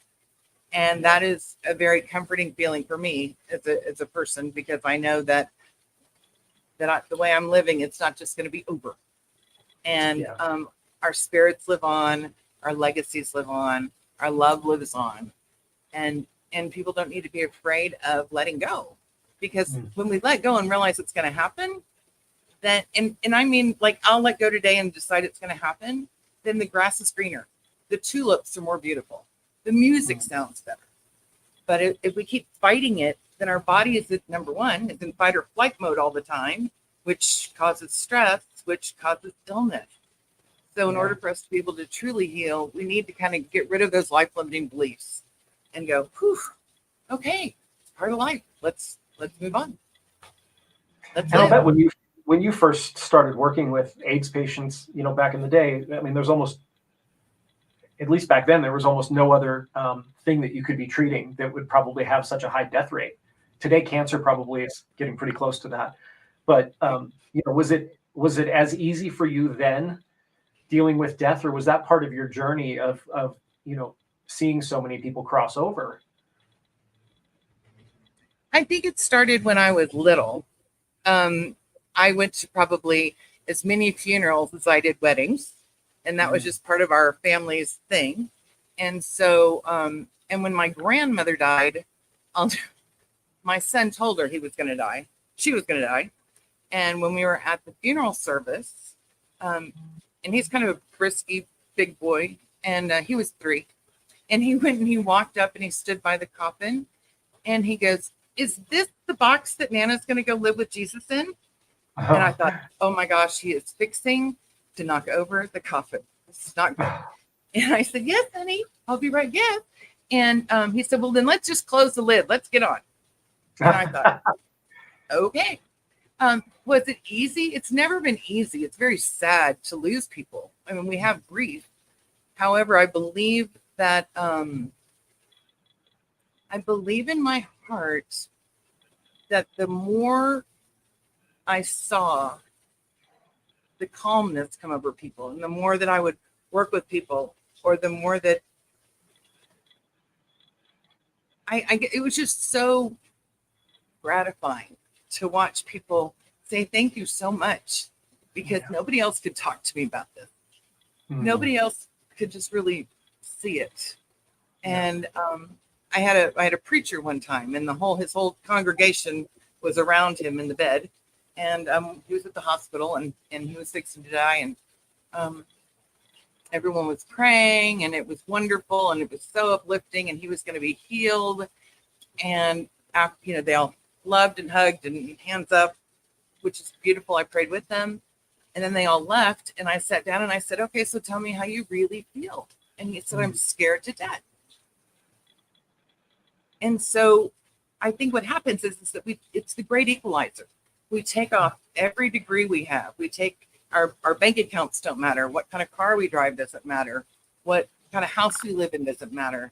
And we are back to a little vulnerable child, except that we have all the experience of life afterwards, or life that we've learned to control, and we're having to give it control as adults. So being able to share that time with someone's amazing. I've never been there at the moment that somebody passes away, but I've heard from so many people that it's a gift. It's something that so many people fear, to be there when somebody goes. But I've heard from so many people that it is a gift, and it is a beautiful process. It is beautiful. I'll never. I had a family once who a woman had dementia, and her biggest wish was to have all of her children together with her, and they were very wealthy, and none of her children were speaking to one another. And so her husband and I were walking through the nursing home garden, and he said, "What did I do wrong? What happened?" And I said, "I'm going to say some things that you're not going to like to hear, but I'm going to tell you the truth, and I will stand by you through this entire situation. I will support you. I will meet with your family. We will work on this." And I said, "But you taught your children that things fix things. And nothing is going to fix them. No new car, no, lollipop. There's nothing that's going to fix it." So we worked on that for about 9 months with each of the family members, and then the father, and the dynamics. And at the end of her life, it was truly beautiful, Michael, because everyone was there exactly as she had wanted. So I was very pleased with that. And I think that's one of my favorite, most heart-wrenching times that I've ever experienced. What's a tip that you can give people? I mean, don't spoil your entire chapter, but what's a tip that you can give people for dealing? What's a tip you can give people for dealing with that? For dealing with if there's somebody who they're losing in their life, for dealing with that reality. Well, I think the first part is to say, "Gosh, this really stinks." And I mean, there's no sense of going in and going, "Hi, it's so great to meet you, and it's a beautiful day." I mean, the truth is that it stinks. So it stinks. So how are we going to get through it? And so by talking to everyone, and sometimes that's together and sometimes that's separately, I think a tip I would give someone is, or to you, anyone would say, is just be real with them. There is nothing wrong with coming in and going, "Grandma, I love you, and this hurts so bad, and it really stinks, and I need you to know how much I appreciate you, and how much I love you, and how much I ask for your forgiveness if I ever hurt you, and I forgive you if there was ever a time that you hurt me," which I can't think of one, but you know what I mean? Those are the 4 things that people want to hear. They want to hear, "Thank you, I love you, please forgive me, and I forgive you." And ultimately, we're all going to be okay. Yeah, I've as a hypnotherapist myself, I've done a lot of sessions with people for grief, and that's my hypnotherapy sessions always incorporate those 4 things. And it's amazing that people will sometimes go decades without actually grieving. They distract themselves rather than processing it, and Right. And then in a 1-hour session, sometimes that's all they need, is just they needed to express it, and they didn't express it when they had the time to do it. So if you're just tuning in, we are doing our virtual book tour, and our book launch today for All the Answers Are Within, Learning to Trust Your Inner Guidance. And Stacy is one of the authors, and her chapter is chapter 13. And Stacy, let's get in and check our Amazon rankings here and see where we're at. We'll see if we moved in the last 15 minutes. Sometimes we do. And we are currently at number 1 in NLP, number 5 in spiritual self-help, and number 14 in motivational self-books. We're number 540 overall out of all books on Amazon. So that makes you a 3-category best-selling author. Yay! I love it. Hey, And it's we're been such going an amazing project. Oh, I love it. I love it. Yay. Congratulations. Thank And then this is where you get the book if you're interested in getting it. It helps us out this weekend with this book launch and trying to get to the bestseller list on Amazon. You'll go to answerswithinbook.com, which I'll put on the screen right here. And I will also type in the comments for those of you who are live. That will get you not only the book for $4.59, but also $1,000 in gifts if you buy this weekend from all the authors. All right. Thank you so much, Stacy. Really appreciate it. I'm glad that we got you on. And Thank you. Yeah, congratulations. Keep refreshing for that everything. page. Thank I you. appreciate All you guys. Awesome. Thank Oh, all right. Next we have Kirsten Blessed. Hey, Michael. Oh, how you doing? I'm good. How are you? I'm really good. Good. Kirsten, this is actually the second book that Kirsten's been in with me, which I love. She was in our first book we did in April, Becoming Positively Awesome, which also hit the bestseller list, and we're looking to do it again. Yes, we are. The answers, we are. all the answers are within. All right, so Kirsten, let me get your name up here. Kirsten wrote chapter number 5. Chapter number 5 is called The Voices. Yeah. Kirsten is a distinguished board-certified master success coach, master practitioner of NLP, and certified practitioner of soul realignment, EFT, and human design. With a bachelor's of science in business management from Bentley University, Kirsten boasts a long-standing career in global human resources and executive coaching with Fortune 100 companies. So this is really interesting, right? That you've got this kind of corporate background, and then now you're doing this kind of like, woo-woo kind of soft book. Tell us about that journey. Oh, I mean, you're exactly right. It's kind of a joke with a lot of people, in terms of all of the different experiences I've had in corporate America, and then the different modalities that I've studied very, very intensely over the last 10 years or so. And I think the interesting point of intersection is that wherever we are in our lives and wherever it is that we meet people, we're all kind of suffering from the same thing, right? In terms of being able to trust ourselves, in terms of, truly loving ourselves and being comfortable showing up exactly the way that we are. So even in my work, I'm able to incorporate some of these things. And it's just kind of fascinating. It takes the relationships to a deeper level for sure. I love it. Oops, sorry, I was muted there. I love it. So tell us about your a little bit about your chapter. It's called The Voices, and I'd love to hear a little bit about what it's about. Tell people what inspired you to write it. And your topic. So I was really excited when this topic came up because there was so much room for author creativity and which directions we wanted to go. I posted a bunch of sticky notes all over the place with a bunch of ideas and walked around them and by them for several days.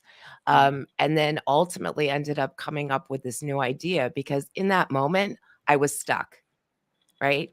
In that moment, I couldn't make a decision. And I really decided to surrender to my intuition. And in doing so, spent some good time reflecting about, okay, what is it that really makes us take pause?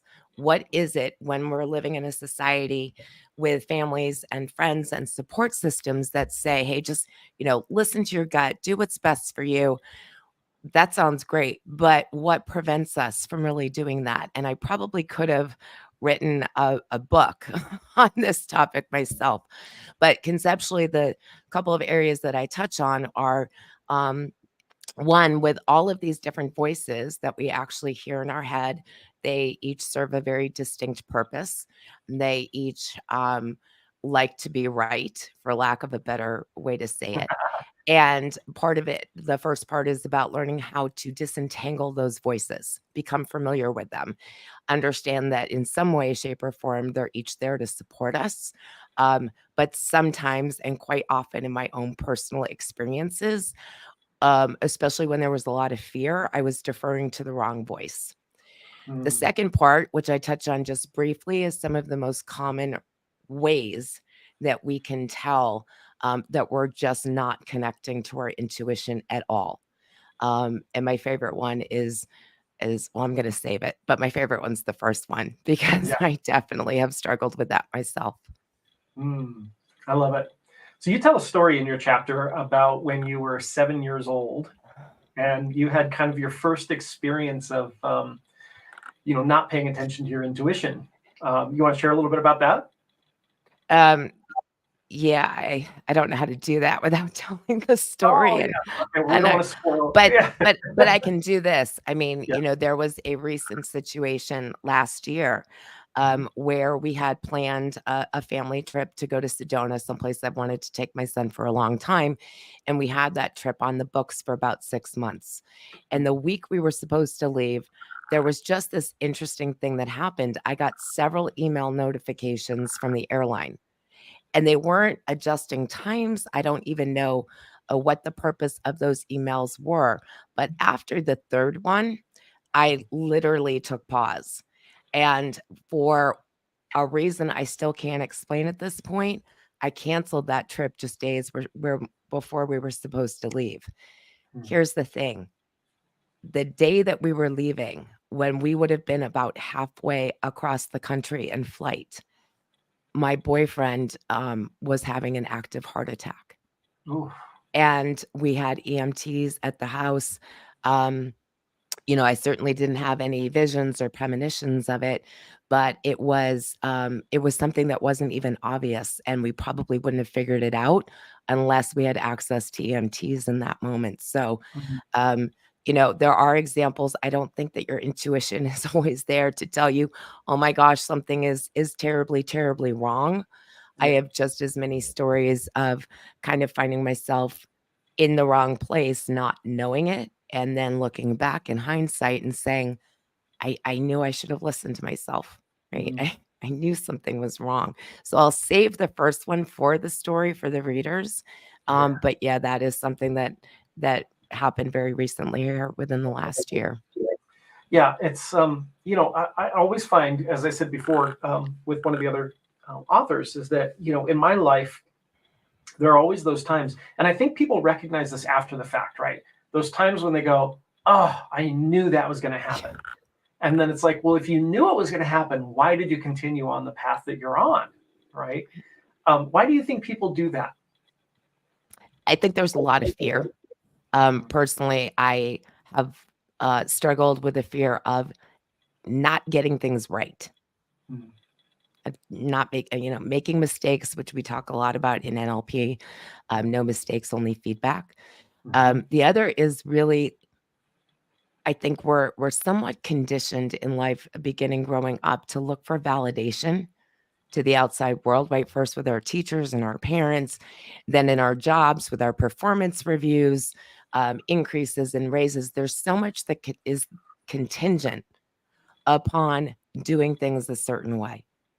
And it's scary, right? To think that we may be making decisions and then turning back and saying, what if I had only, right?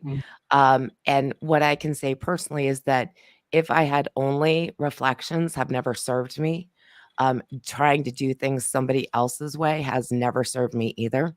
Yeah. But to answer your question, why don't we listen? One, we don't always know.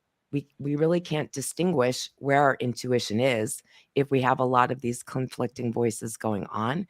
And two, we just don't like uncertainty, right? So to get that guidance that says go this direction without having a clear vision of how that's going to work out, to me, that takes a lot of faith, right? And faith comes through repetition. Yeah. It's interesting you bring that up, because that's something I've been in my journey as an NLP trainer, and my content that I've been speaking to a lot lately. For many years, I talked about confidence, because confidence was something that I struggled with when I was young. I had a horrible self-esteem. And I've realized in the last few years, it's not confidence that people struggle with, it's certainty. Yeah. If people had certainty, they would be confident, you know? And so, you know, I've realized that in my life, I've gotten to a point where if I set out to do something like become a best-selling author, the moment I set out to do it, I'm certain it's going to happen. And for so many people, for some reason, there is a fear around that certainty. That what if I get confident about it? What if I get certain about it and then I don't achieve it? Which in my mind is just a so what? You know, it's one of the things we talked about when we all got together to talk about this book was that, you know, our goal was all to become best-selling authors. And one of the first things I brought up was there's always a chance we won't become best-selling authors. And if that happens, so what? We'll just try again, you know? And like, what do you think is the missing component for people that they don't embrace that kind of attitude?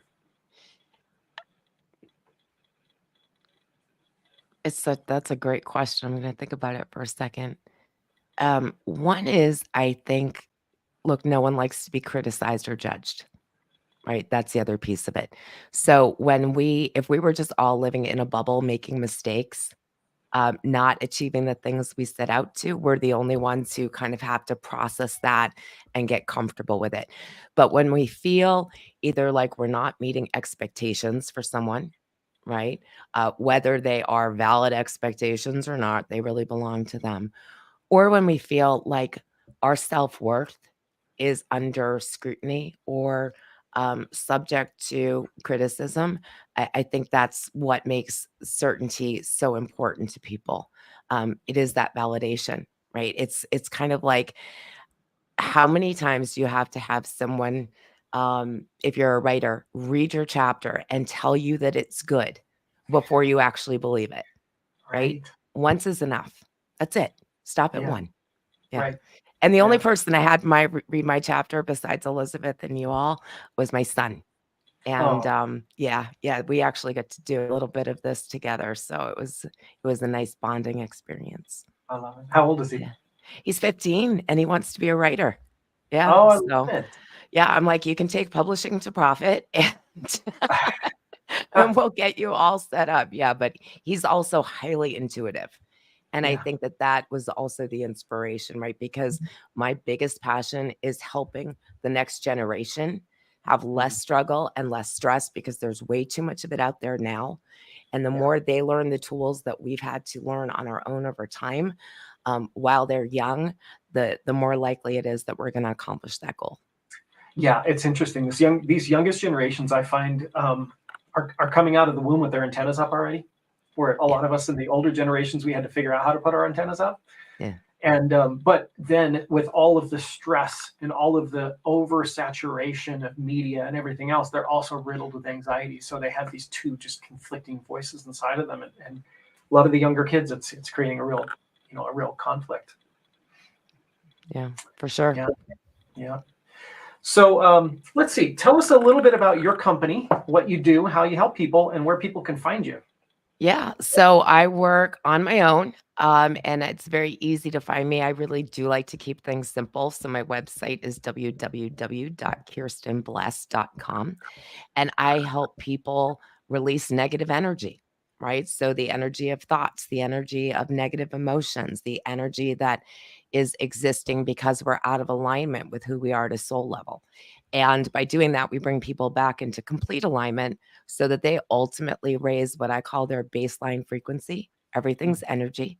So we don't attract what we want. We attract at the level that we are. And so my goal is to help elevate them so that they have, more success, more love and happiness and fulfillment in their relationships and their business, much less frustration and much less stress. I love it. Yeah. I love it. It's such an important thing. There are so many people out there that go, well, that's just life. That's their excuse. If they're angry about something, if they're sad about something, well, that's just life. And they just feel like they have to endure it.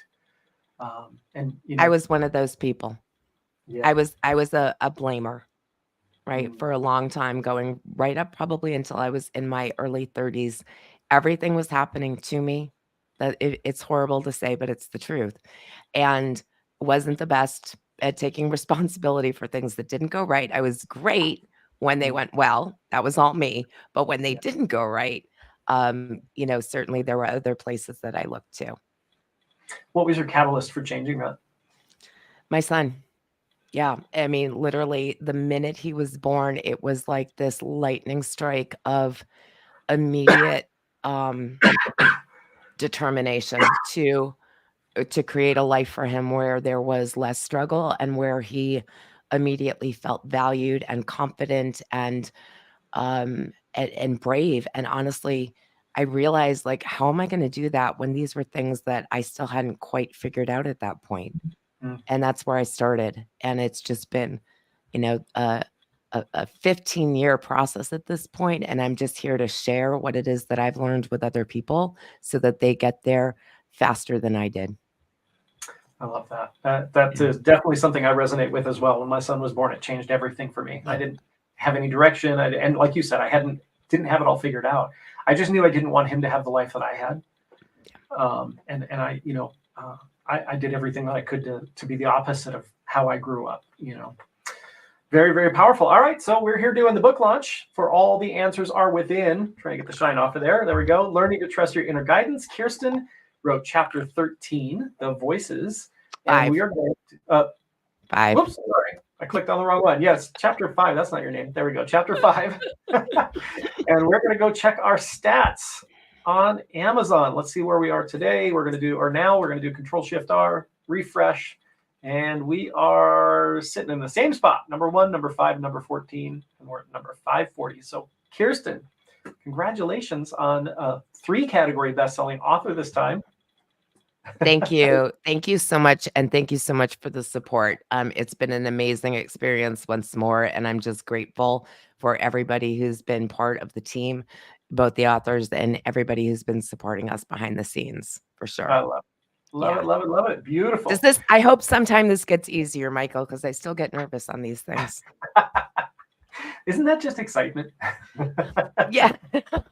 That's a perfect reframe, right? I love it. Awesome. All right. So here's what we're going to do now. We're going to take a really, really short, what are we doing? We're doing a 3-minute break. So thank you so much, Kirsten, and keep hitting that refresh button all day long. And congratulations on being a best-selling author.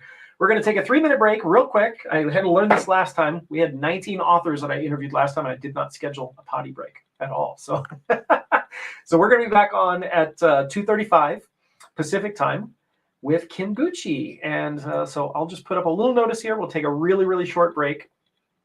And I should figure out how to put some music on or something like that.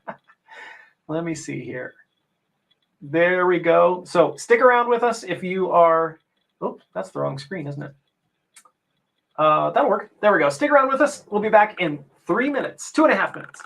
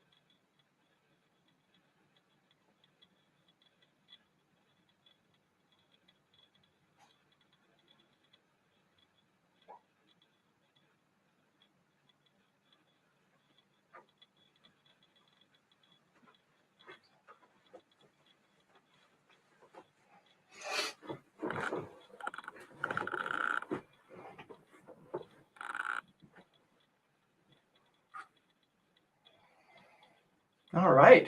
We've got somebody on Facebook said, these really hit home. I can't wait to jump into these chapters. Thank you and congrats. Thank you so much. I can't see your name here in StreamYard, but really appreciate the comment. And we are 1 minute away and we will bring on our next author as I get ready and prepare here. If you have not yet, go get the book at this link right here, answerswithinbook.com. If you help us out and buy a book today or tomorrow, Saturday or Sunday, the 21st or the 22nd, we're going to shower you with gifts. We've got about $1,000 worth of gifts that we are giving out, over $1,000 worth of gifts that we're giving out for helping us out during the launch. And let's see, where's my, can't find my browser here. Where did my browser go? One moment, and I will get this. There we go. Nope, that's not it. There we go. All right. And now we're going to bring on our next author, and I'm super excited to introduce to you Kim Gucci. Kim wrote chapter 8 of our brand new book, All the Answers Are Within. Hi, Kim. How you doing? Hi, Michael. Can you hear me okay? I can hear you great. You sound awesome. So Kim wrote the chapter. Oops, I lost my notes. Kim wrote the chapter. There we go. The lower you go, the more you can grow. Kim Gucci is a seasoned speech language pathologist with 25 plus years of expertise in pediatrics. She holds a master's certification in hypnotherapy, NLP, time techniques, success coaching, and EFT from Transform Destiny, along with certification in brain working recursive therapy from the Terrence Watts Institute. Welcome, Kim. It's so fun I'm so excited about this. It's great to be Yay. here. This has been a buildup of the last 3+ months of working on this book and getting it all ready and finally launching today. And how does it feel to be a 3-category bestseller already?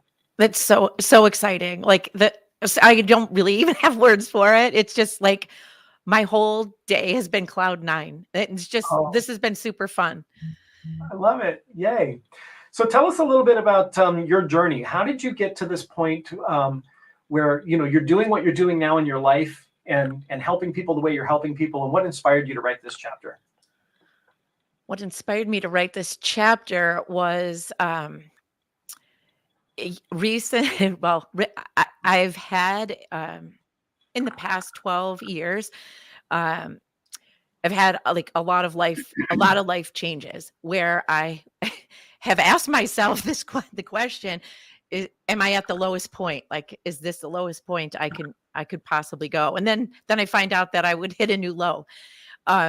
So it just came to me because recently I had relocated from New York to South Carolina. And at that time, I really did hit a complete all new low. I was scammed, professional scammers. And I lost about $100,000. So that was that was a new low.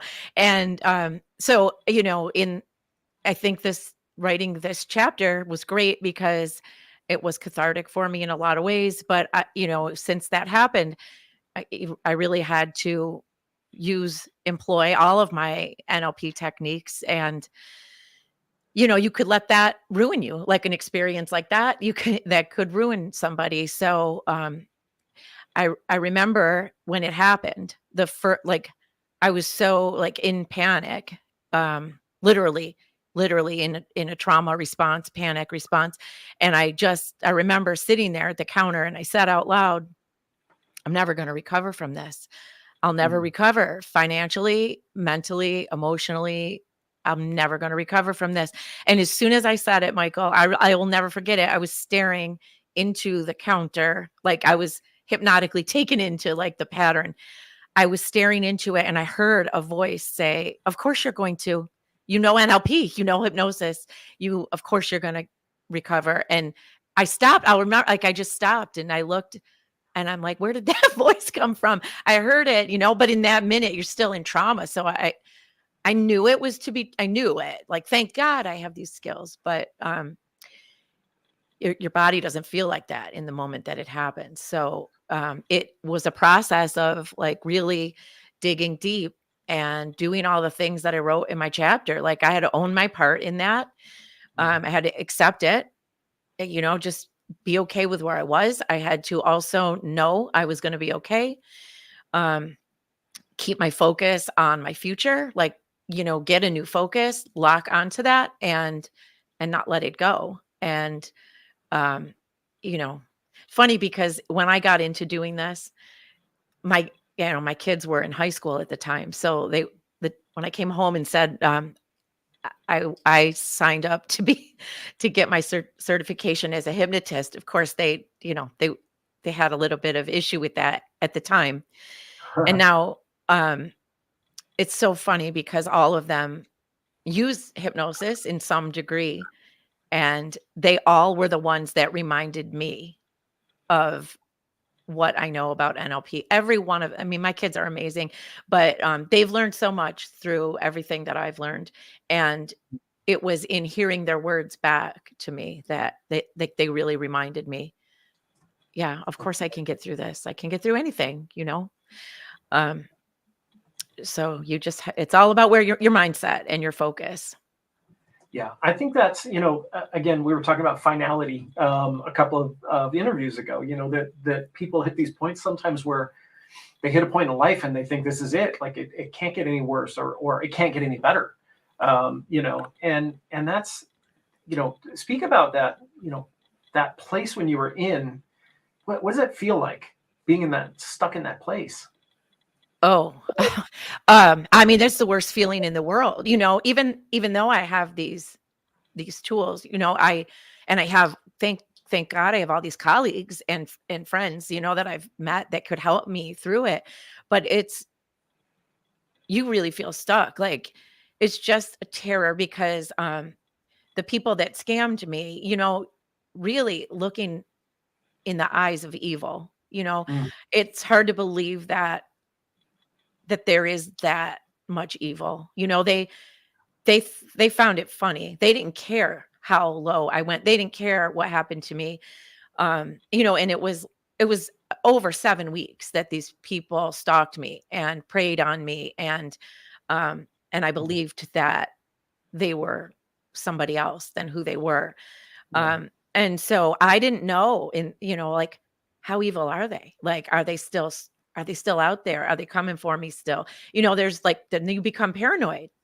Yeah. You can't eat, you can't sleep, you can't focus. And I had just moved to a new place. I was alone. I didn't know anybody here. I started a new job.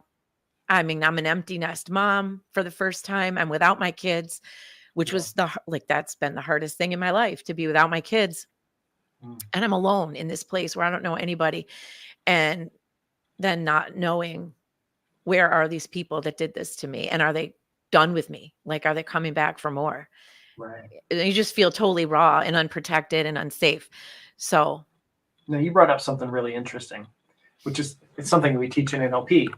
But it's an interesting thing that you brought up, which is that ownership, right? That you had to take ownership of it. And it's interesting because we're living in a world right now where when we talk about taking that ownership, what we call being a cause, there's a faction of people that say, well, are you victim blaming? Are you victim shaming? But ownership of it, even though this was something that was done to you and you are a victim of it, you said ownership was part of your journey back. So talk about that a little bit. yeah. That was, I think, if this had happened to me prior to, getting into NLP and hypnotherapy and coaching, I absolutely would have blamed God. I would have blamed them. I would have blamed everything. I would have blamed everyone. I'm sure I would have done that. I would have been angry. But knowing what I know, I had to really look at that. Like, yeah, they're terrible. They're evil. But I showed up to it. I participated in it. I wasn't at my best. Certainly, it was hard leaving the place that I had lived for most of my entire adult life, where I raised my kids, where I was from, coming somewhere alone. So I was easy to take advantage of. I was an easy victim. And, there was that, but also fear got the best of me, and I let it. So I had to really look at that.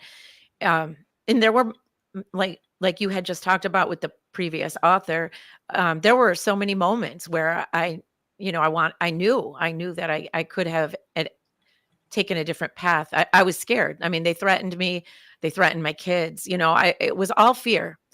So, I guess you just have to take ownership for, like, I participated in it. Yeah. So I brought something to it. And, if I don't want that to happen again, I need to look at what did I bring to it and how can I show up differently, and what was really missing in me, what's the work that I need to do. And, honestly, they are terrible. They're awful people, but, I have to say, like, of course I was angry. I was angry, but I really do think, knowing what I know about NLP and time techniques, I moved through anger, much faster than I ever would have, and got to, like, feeling not sorry for them, but, like, thank God I'm not that kind of person. Yeah. And It's contrast. yeah, and they'll get theirs.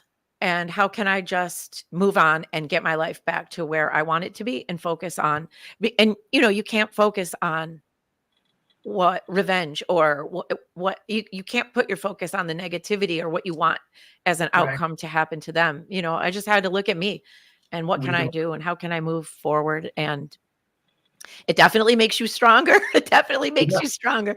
That's the fun. So that's, and it came to me so clear, because I said to my son, am I at the lowest point now? I mean, I think I've hit every low. Can I go any lower? You always can. But, like, honestly, it sounds so cliche to say that I'm glad it happened. I'm not glad that happened, but God, what I have learned, really, what I've learned from it. And you don't want to trade that. No, I've had so many people ask me, would you ever, if you could do things differently and not be homeless or not have a mom who had borderline personality disorder, would you ever do that? And my answer is no. Those were incredibly difficult times, and I wouldn't be who I am. I wouldn't be doing what I'm doing right now. I wouldn't be helping people on the scale that I'm helping people at if it wasn't for those challenges that I went through. Yeah. Oh, yeah. My mom had similar issues to yours. So, when you are raised that way, it's easy to doubt yourself, and not listen to your intuition or second guess, it, because you're always getting conflicting messages, and often not a lot of supportive ones. So you have to support yourself. Yeah. So if you're just tuning in for the first time, we are doing our book launch, and this is our virtual book tour for All the Answers Are Within, Learning to Trust Your Inner Guidance. And this is a project that we've been working on for several months, and Kim is one of the authors. Matter of fact, Kim is chapter number 8. And so if you have not gotten a copy of the book yet, we're going to shower you with gifts if you buy the book either today or tomorrow, October 21st or October 22nd, and help us get to the bestseller list. We've got the book as low as it can possibly go on Amazon, $4.59. We don't even make a profit on it at this point, but we want to get into as many hands as possible. So the way to do that is to go to www.answerswithinbook.com. And when you go there, you're going to come to this website right here. This website, you come here, you click the green button, get the book on Amazon, and then this is going to tell you all 3 steps to do in order to, well, you really only have to do 2 steps. The third one will do, on how to get it. You buy the book on Amazon, you'll send your receipt to this email address, and then we will send you the gifts, all the launch gifts. Make sure you do it through this website so that you have those instructions. And then, Kim, let's check in and see where our ranking is. If we've moved at all in the last 15 minutes, we are currently in the same spot. Number 1 in neurolinguistic programming, number 5 in spiritual self-help, number 14 in motivation. Already a great accomplishment. I think we're going to go a lot higher than that this weekend. That's great. Yeah, 540. We are so close to that top 100. I love it. Yay. So Kim, in the last minute that we have here, tell everyone about you, how you help people, and how they can get a hold of you, what your website is. Yep. So my website is www.answerswithin.com. entrancing-inspirations.com. And I work with adults and kids because I'm also a pediatric speech pathologist. I do a lot of work with kids to help them move.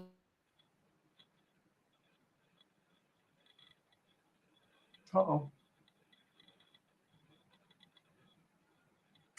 Kim is A frozen. lot of work with kids to help there. them trust their intuition and empower themselves with a better mindset, let go of their anxiety. And then for everyone else, I would say the biggest thing I do is help people dream, like reconnect with dreaming, and achieve their dreams. I love it. Well, congratulations on hitting bestseller in 3 categories. And I will keep refreshing that page and keep you updated on where we're at. So, all right, now we have our next author, Master Anthony Garcia. And he has written chapter number 4, lucky number 4. Welcome. How you doing? I'm doing great, sir. How are you? I'm doing great. How does it feel? Feels Bestsellers awesome. already. Yeah, smiles ear to ear. Yeah, I love it. It's awesome. All right, so Anthony wrote chapter 4, which is From Fear to Triumph. Anthony is known as Master Garcia. He's a master trainer and a founder of Garcia Muay Thai Gym. With over 32 years of experience in martial arts and physical fitness industry, he is a well-respected figure in the world of sports and fitness. Master Garcia is a neurolinguistic programming master practitioner with a degree in biology. He's also acquired over 90 degrees and certifications in the areas of human performance, strength and conditioning, hypnotherapy, martial arts, nutrition, massage therapy, physiotherapy, music, yoga, and more. And I got to say, I don't think I know anybody who's acquired over 90 degrees and certifications and actually like works and does things. Usually those are like the people just addicted to education, addicted to, but yeah. I try to put it to good use. Yeah, I love it.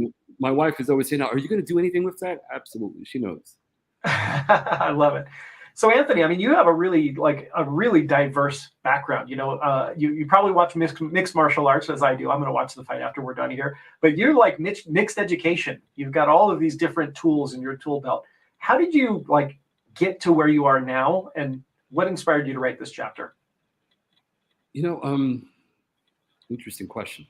But it had to have started, when I was about 6, 7 years old, when I was being bullied in my neighborhood. Most of it came from, being the skinniest on the block, being the smallest on the block. And, everyone that was my age was just bigger, stronger, just more confident. And it's just, I became a product of the environment. And it was either, fall by the wayside and point fingers, or, take action. And in my chapter, I talk about that one of the biggest weapons for combating fear is taking action. You got to take action. You got to confront your fears. And if you do this and not enough of this, right? Because just like the book title, all the answers are within. You have to take action. Confront your fears, and then find what it is that you can do in order to become better so that you're not a victim. No one should be a victim.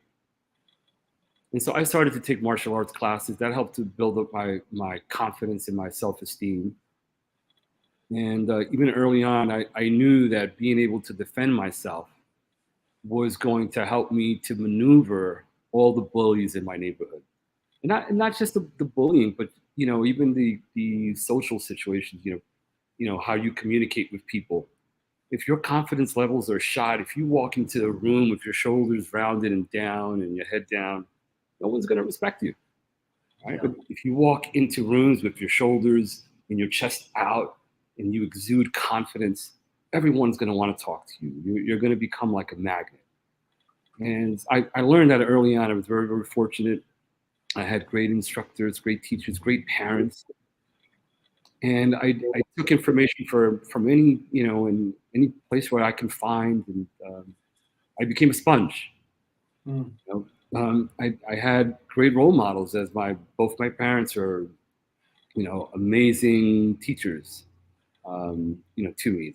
They taught me a lot. My mom's a grade school teacher. My dad is a businessman, but my dad taught me business.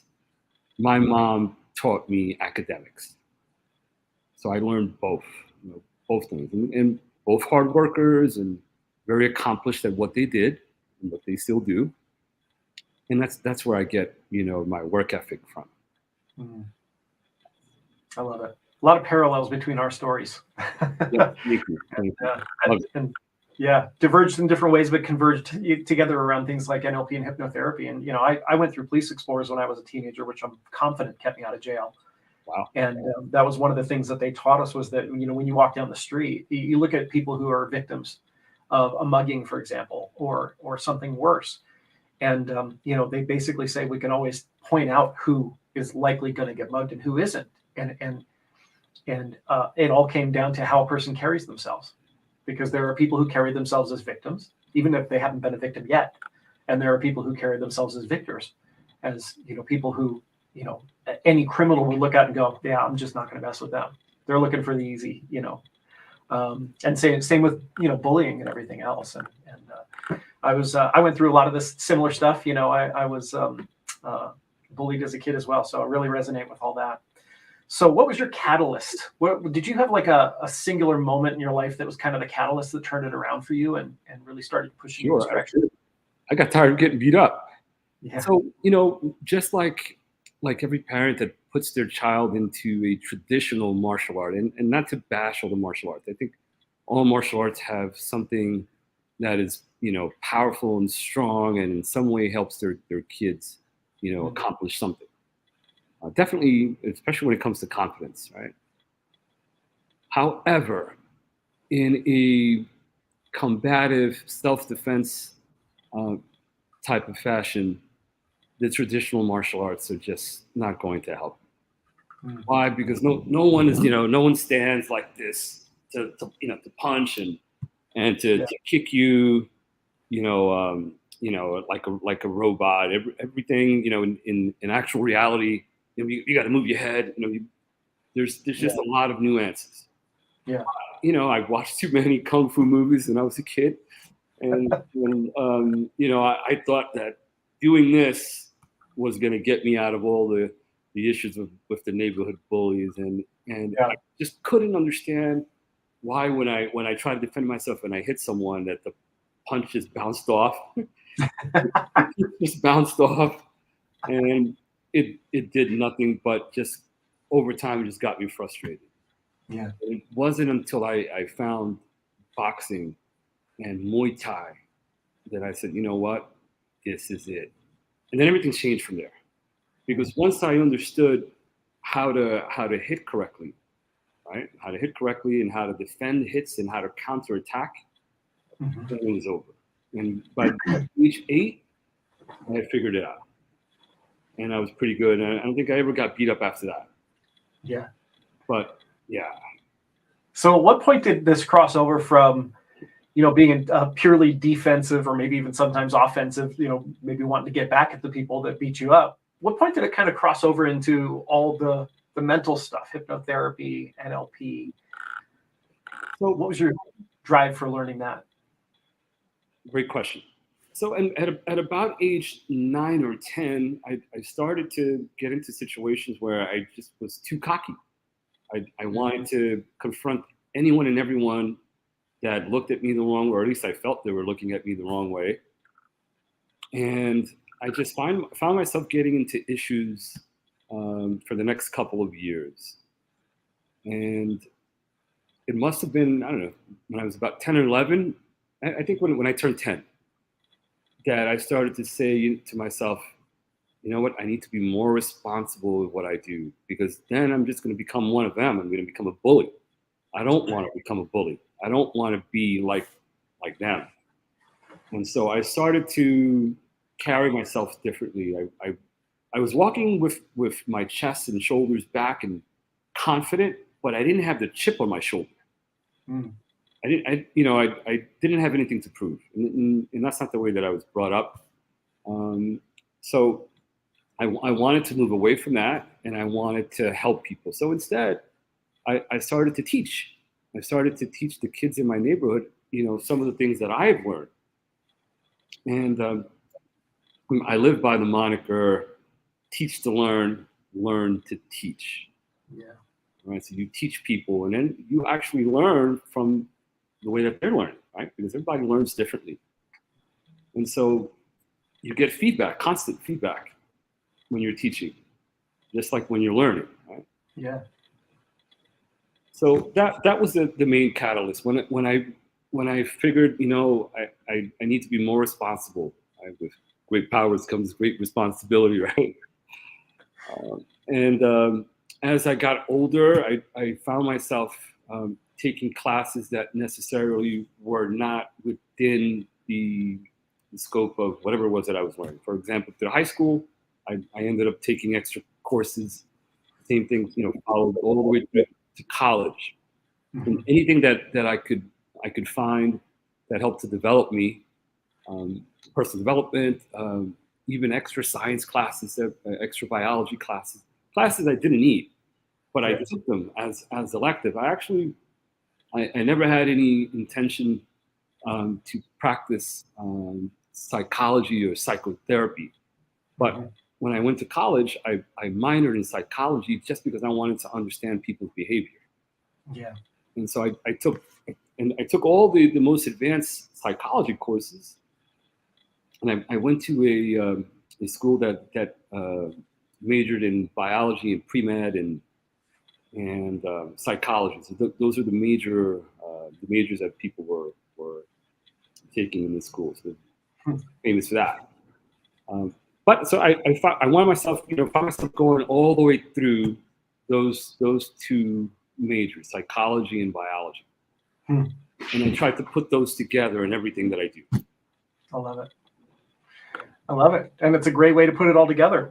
So if you're just joining us, we are doing our virtual book tour for our brand new book, which just launched today, called All the Answers Are Within, Learning to Trust Your Inner Guidance. Pastor Anthony Garcia is one of our co-authors. He authored chapter number 4, which is called From Fear to Triumph. And if you're interested in getting the book, it's just $4.59. And if you help us out, buy it either today or tomorrow, which is going to help us with our rankings, hitting that bestseller status. And we're going to give you $1,000 in free gifts. The way you do that is you go to the www.answerswithinbook.com. And when you go there, this is what you're going to see is this website right here. You click the green link that says get the book on Amazon. Don't go to Amazon directly to get it. Otherwise, you won't get the gifts. Make sure you come here because this has got the 3 steps, step 1, step 2, step 3, on how to get the book and get all the gifts. The book is just $4.59, which is the cheapest that we can offer it on Amazon. All right. Are you ready to find out our rankings? Let's do it. Let's see. We are still number 1 in neurolinguistic programming, 5 in spiritual self-help, number 14 in motivational self-help. We're going to crack number 10 the next time this updates, I'm telling you. But this is the one that gets me super excited. Number 540 of all 36.8 million books on Amazon.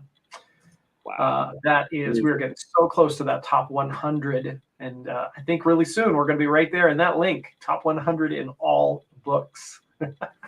Wow, that's amazing. Fantastic. So congratulations to all the authors. Absolutely. And congratulations to you for being not only a 3-category best-selling author, but a number 1 best-selling author. And hopefully soon, the top Amazon bestseller list.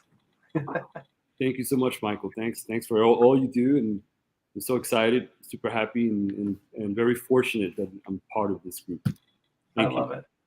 So we got about a minute and a half left. Tell people about how you help them. And I know you have a gym there, but do you also do anything online where people who are not local can work with you, and how people can get a hold of you? Sure. So they can find me at www.garciamuaythai.com. It's the easiest way to find me. And I've been helping people online since 2000. And so I was fortunate to jump on a platform that was in its infancy back in early 2000. So I've been doing it for quite some time. Fortunate for me when COVID hit, I had that as a background, and definitely all gyms were closed during COVID, and so online training became a big staple for me. Other than that, yes. Love it, love it, love it. That, you know, so I still continue to do online training. I have a hybrid of in-person and online training for those that can't make it or that have, you know, limited time in their schedule. So they'll do some type of a hybrid program with me, and that's just as successful as you know, all in person or 100% online.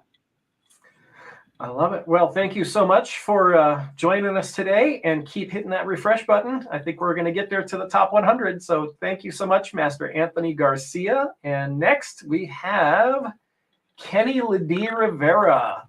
Hey, Kenny. Hey, how are you doing, Mike? Can you hear me? I'm doing great. Yeah, I can hear you. And congratulations on becoming a 3-category best-selling author. Oh, thank you. Don't make me cry now. Don't make me cry. I want to hear how it feels. It is very exciting. Let me tell you something. Throughout my life, I was thinking, you know, let me write a book, but things happen and you get distracted and you don't have the opportunity. And when I got that message, will you be interested? I was like, what?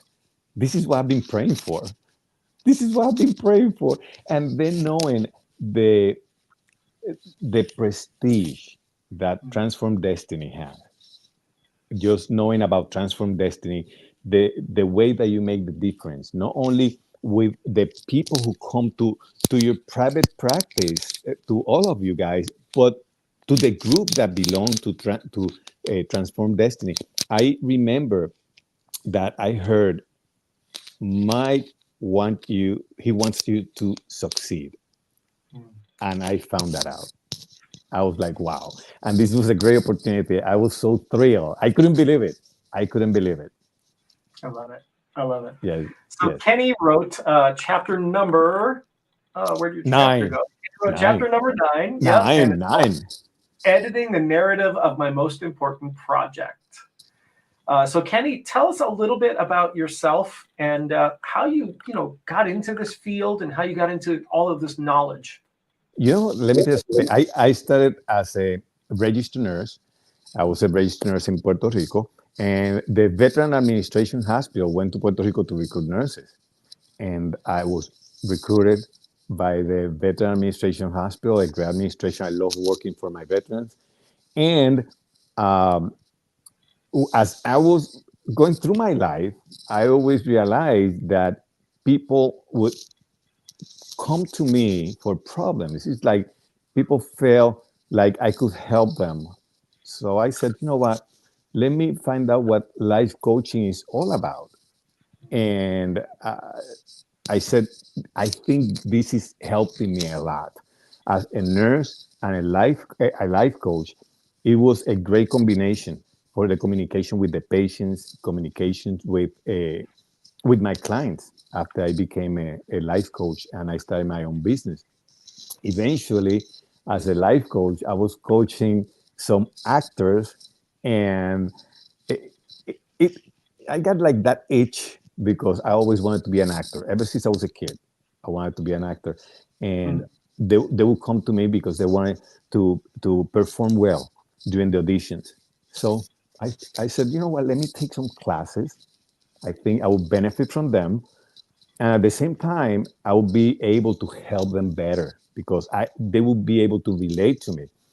And I took some classes. As I was taking the classes with Joshua Nelson, a great actor, a great acting coach, he told me, you know, you can really act.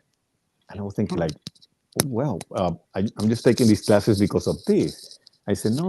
I was talking to my wife and I showed some of your videos, and she said, this gentleman can act.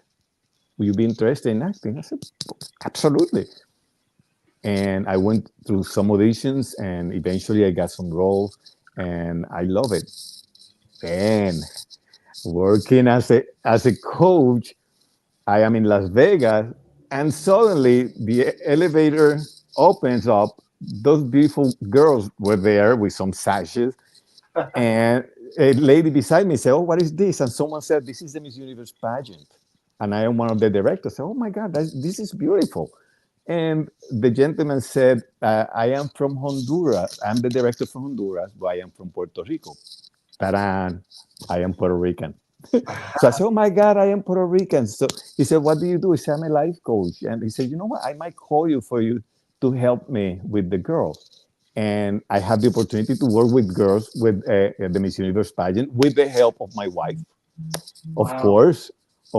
And a great experience because I teach them about stage presence, stage fright, and some tips about how to deal with stage fright.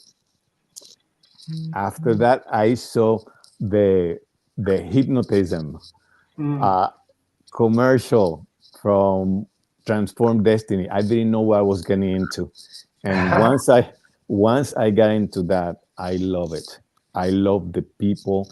Let me tell you something. Throughout this process and throughout the process of writing this book, I have to say that Kayla, Abby, and Elizabeth, my goodness, those are angels who helped me throughout the process. They were so patient. They were treating me like, it's okay, no question.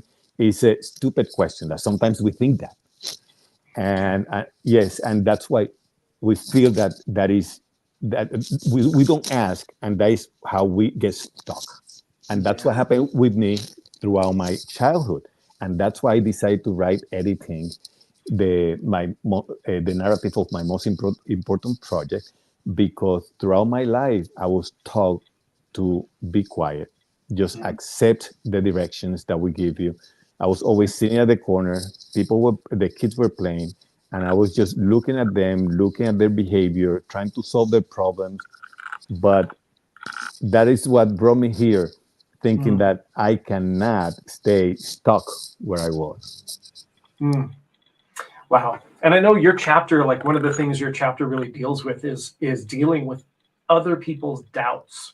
Yes. I know, I used to be a computer programmer. For those of you who know my story, you probably heard me say this before, but I became certified as a hypnotherapist, and I saw clients on the side as a hobby until I realized that's my purpose.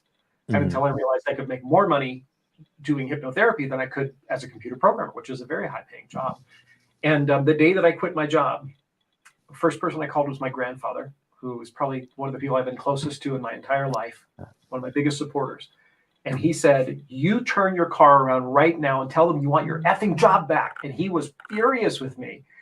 A lot of times we have people in our lives, and they're not bad people necessarily. They're not people who have it out for us. They're people who love us, and their doubts tend to try to creep into our lives. So talk about that and how that affected your life.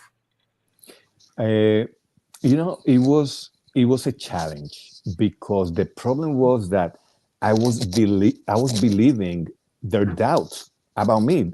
And at a certain point, one thing that helped me is that I married the most positive person in the world, my wife, Brenda Lede.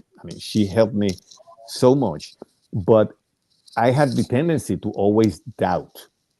If I was going to make a decision, I was doubting myself. And I was doubting more my abilities, what I was capable of doing. Would I be able to do this? And it was talk ever since I was a little kid, because I was bullied. I'm going to tell you this.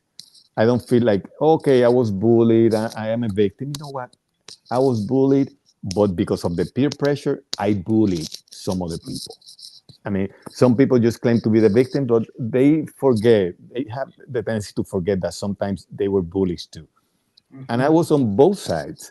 But when I was bullied, they would feed with my insecurities. I was the shortest one, the skinniest one, I was the weakest one. And I was lucky, very lucky, that my father was a teacher in the school where I went to school at. Because if not, I wouldn't have anybody to defend me. I would have been worse. But all those doubts, I believed them. And their doubts became my doubts. And I know that some people, they did not doubt me. They knew I was able of doing it, but they just created that doubt because they didn't want me to progress. Yeah. And unfortunately, sometimes, Mike, we don't realize that as you said, like your grandfather, the people who create those doubts are the people who are the closest to you. Yeah. When I said to a friend, because they have the most influence. Yes, and I remember that when I shared with I started taking acting classes. Although I was in theater before, I started taking acting classes when I was 54. And when I told a friend of mine, he couldn't stop laughing. A very good friend of mine. I mean, I was in his wedding, but he couldn't stop laughing, and it was because he had this image of what an actor should look like and the age, and I believed them, and I decided at a certain point I have to believe me. Why? Because I know Kenny better than anyone else. That's right. Mm-hmm. That's powerful. That is powerful. Yeah. And I don't know about you, but for me, I always see these people, they win an Oscar or some sort of award. And what do they always say? The first thing they always say on the microphone, this is for all those people who told me I couldn't do it. It's the first thing on people's minds when they're in the greatest moment of their life. Yes. All the people who tried to take them down. Yeah, one of the things I wrote was that they were not my motivation, but they fueled my desire to continue. But they were not my motivation. My motivation was myself. Yeah. But they were doubters, and we need the doubters. At a certain point, Mike, I felt like, I think I love my doubters. They're helping me a lot more than what I thought they could help me. And it's because they give me that fuel to continue. Yeah, that's powerful. I mean, for so many people, they do take that as, if somebody doubts them, there are people who interpret that as bullying. Mm-hmm. They interpret themselves as being a victim of somebody else's doubt about themselves. Yes. There is a power there, right? There is, if you tap into it, that's the thing, you have to choose to tap into it. Yes, and it is a decision, Mike. Yeah. It is a decision. Sometimes we believe that we are victims of the circumstances, and we don't realize that we are victims of our own decisions. And sometimes not to make a decision is a decision. Yes. Not to make a decision is a decision. We have to understand the power of yes, and we also have to understand the power of no, and to be at peace when we say no. And that was something that I struggled with, because I used to be and sometimes I struggle with that, being a people pleaser. I have to catch myself. No, Kenny, this is not about pleasing people. This is about being right, making the right decision. One of my favorite lines from my favorite band in the world, Rush, is, if you choose not to decide, you still have made a choice. Yes, it's true. It's true. So could you give us like one tip from your chapter, a little teaser from your chapter that will help people who are watching right now? Well, the teaser is about me correcting my mistakes and recognizing that still, with the knowledge I have, I still will make mistakes, and I will edit my mistakes. Yeah. I will delete some of the memories. I will reconcile the feelings, but I have to, at a certain point, I have to delete and understand that in life, no one is perfect, but imperfection is what makes us perfect. Because unless you're imperfect, you don't understand why you have to improve, what is better for you. And I think I have decided to live my life just living, loving, laughing, and I decided to live my life in a way that death itself, when death itself looked at me living, it said, I don't want to take this guy. I love the way this guy is living. And yes, I love it. Yes. I love it. Well, of course, we are here doing our virtual book tour for our brand new book, All the Answers Are Within, which is live today. And this is one of the authors, Kenny Liddy Rivera. And Kenny wrote chapter number 9. And if you're interested in getting it, then head on over to this website, the answer, www.answerswithinbook.com.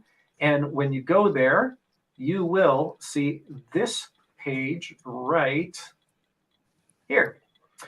And this page will show you how to get it. There are some special instructions for you to get $1,000 worth of gifts from all the authors for helping us out by buying this weekend. Come here. It will give you step 1, step 2, step 3. And then that will take you over to Amazon where you can buy the book. And Kenny, let's see what our rankings are now. Oh, please. We're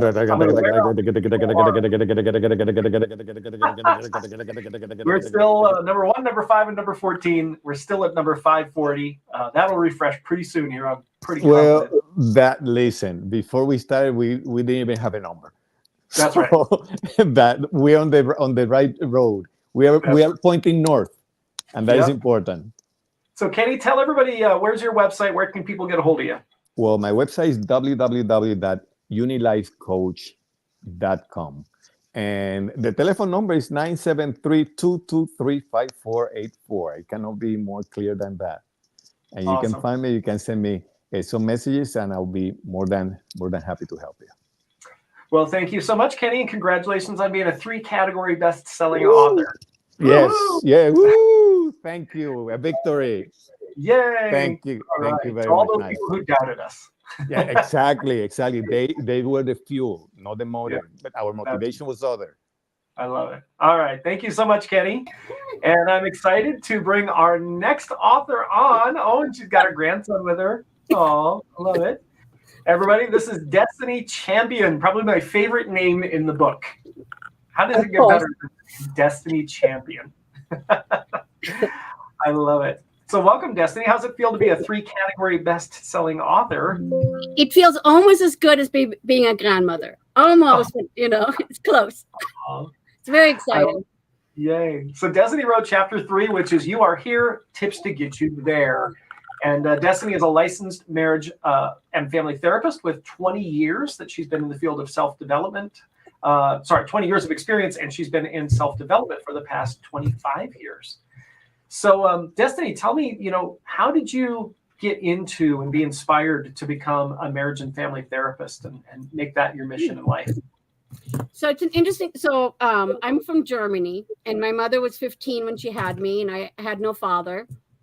And then at age 10, she remarried, and I was brought to America, against my will.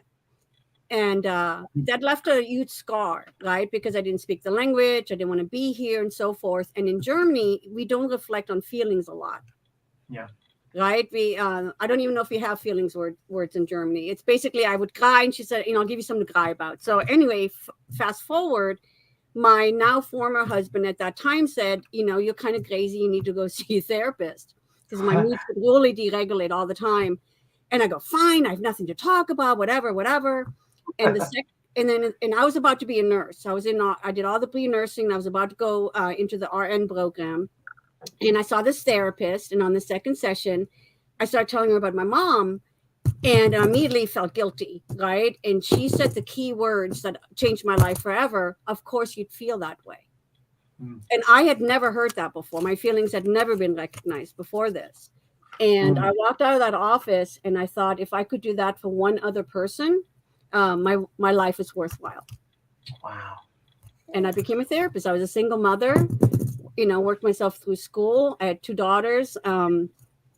It was a drive. I had to do it. So tell me let's back up a little bit. When you came to America, not speaking the language, being forced to come here, what was it that pulled you through that? Being so alone and not being able to express to somebody, what was it that was your fuel? That's a really good question, because I got majorly depressed. It was the first time I was clinically depressed, but I had a teacher, Mr. John, and I think he left the biggest impact. He spoke German, and he kept me after school every day to teach me English. And I think he was probably my lifeline, because I didn't have anybody else here. My mom was in her own world. My sister's much younger than I am. And then I made some really good friends. My first friend, they were all Spanish speaking. They were all Mexicans, and they didn't speak English, and I didn't speak English. And it just took me in, and I became part of who they, their families. And that was a huge, huge help also. So Mr. John and my 2 Mexican families that really took care of me. Wow, I love that. That's one of my favorite teachers, by the way, growing up, was Frau Milman.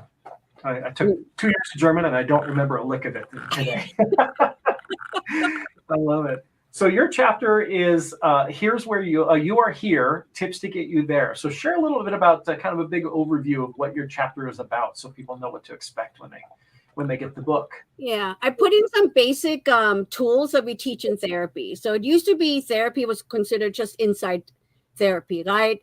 You talked forever, you had an insight, and what the behaviors and the cognitive therapists discovered, it knowing why you do what you do or feel what you feel is super interesting, but it doesn't create change.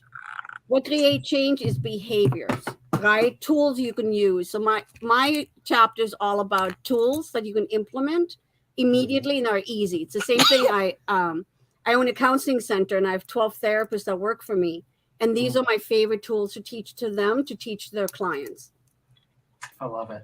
It's interesting. Let's kind of go back to that why thing. You know, we have kind of a rule in NLP, which is that we don't care about the why. Yeah, it's just It's all interesting. about the how. Mhm. Why is kind of it's kind of has two dynamics, because there's the we don't care why you're messed up, right? Mhm. And what I found is that, you know, when I was a kid, if I found out why I was messed up, it just reinforced it.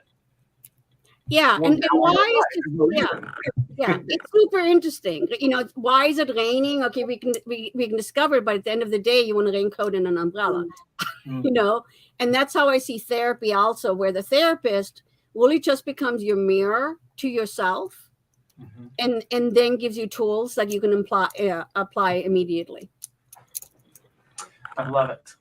So, give us a little sneak peek of your chapter. Like what maybe a tip. Can you share one tip, one tool that you share in your chapter without spoiling the whole thing? Well, my favorite tip in there is by Albert Ellis. He's one of the founders of cognitive therapy. Him and Dr. Beck were really the beginning. And it's called the ABC theory. And I teach every client this, and everybody in my family has to know this, right? So A is the event, that the thing that happens, the action, right? B is your belief about that action. So if I come home and I see my mailbox driven down and I believe it's those nasty kids down the street, C, the consequence will be, now I'm angry, maybe I'm even a little scared. Our power lies in the D, disputing that action. So now I find out it was my neighbor who had a heart attack. Well, are we going to feel the same way? No. So what changed? Your mailbox is still driven down. The only thing that changes is your thoughts. And you can do that with anything. Even like we always talk about something may weigh 100 pounds. If your change in your belief makes it just be 50 pounds, 50 pounds is easier to carry than 100 pounds. Right? So it's looking at it like for instance, I know you and I have a little bit of history with our mothers, right? Single parent, maybe not, you know. And so we can look at that and say, oh my God, now this is an excuse for why I don't do anything with my life and blah, blah, blah. Or you can dispute that belief and say, hey, look at all the lessons that came out of this. I am the mother that I am, and now the Oma that I am from those lessons, right? So it's the D, the disputing of that original belief, that's where all of your power lies. That's really powerful. It's, you know, and as you're saying that, I'm realizing, you know, when my mother passed away, we had not been in communication for 3 years. And I was very angry at my mom. You know, I went through this period where when my mom passed away, I thought, well, you know, in the Hollywood movies, when the bad guy dies, everybody gets happy and walks away into the sunset, happily ever after. But I didn't feel happy. Yeah. I was angry, and I was angry at her for living, and I was angry at her for dying. Yes. And it wasn't until I learned time techniques 3 years later, and I had, like you said, I shifted my perspective on it, because I went from my mom, for most of my life, feeling like my mom was the perpetrator, to suddenly realizing that my mom was the victim. Yes. You know, when we look at borderline personality disorder, so often we look at what they're doing to people, as opposed to what is that internal world that she had? What kind of turmoil was her life every single day, to where her actions to her were completely justified. Yeah, I believe people do the very best they can with whatever brain they were given. Your mom did her very best. My mom did her very best. My stepfathers did their very best. And it's up to us to figure out what is our very best. What is our limitations? What are we choosing? Right. And that's why I so much love being part of Transform Destiny, because you get to see how much power is really in your hands, and that you don't have to be a victim to anything. That's really, really powerful. What's so you said you own a center with 12 therapists. What are the most common things that you're helping people with today? Depression and anxiety. A lot of people after COVID, this is the first time they're coming into therapy. Therapy used to be for the really ill, not anymore. People are really coming in. I just don't something's off and I don't know what. Yeah. So we're getting a lot of that. I've had anxiety all these years, and now I'm ready to look at it.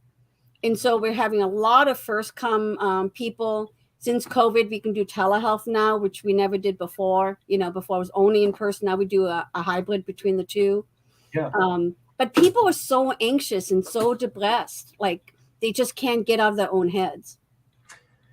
Yeah, I think that's probably the biggest. I mean, obviously there were the health issues during COVID, physical health issues, but I think there are far more mental health issues from everything that happened. Just and then on top of that, we get people who become so addicted to consuming media, whatever kind of media that is. Yes. And in most cases, media is not bringing us positivity. No, and some people are also addicted to the identity of there's something wrong with me. So when people say I am, as you know, I am is then who you are. Right. And so we try to shift it and externalize it. So depression is here, not I am depressed, but depression is here, because when it's external, then you can address it and you can answer it. When it's I am, there's a part of you that's not going to want to let go of it because now the ego is attached to it. Right? It's like, don't take my depression away. Like, I can offer them time technique. I can do all kinds of stuff. And it's like, no, what are you trying to do? Make me feel better? Right. Isn't that what you came to me? It's really interesting. And this might be a little bit controversial, but, there are a lot of people that look at, 12-step programs. And their immediate response to it is I don't want to do that because I don't want to identify. There's people who believe that if you go into a 12-step program, for the rest of your life, you have to say, I am an addict. Exactly. And that's something I took exception to, being trained in NLP, looking at other people and for the rest of your life, you have to stand up and say that. What's your take on that? Do you deal with addiction? Is that something you work with in your? I'm in recovery myself. 12 years sober. AA, I love AA. It didn't work for me because I need crosstalk. I can't just talk without somebody. Like if I was just talking now and you didn't address me back, I would just shut down. So I believe there's a lot of tools out there and you just grab onto whichever ones work for you. No judgment. As long as they help you get to the goal where you wanting to go to, that's all that's important. Yeah. I had one of my clients once was a lead singer of a very, very famous punk band, and had been in recovery for 30 years. And I voiced this to him at one point. I was like, from NLP, identity is the most powerful layer.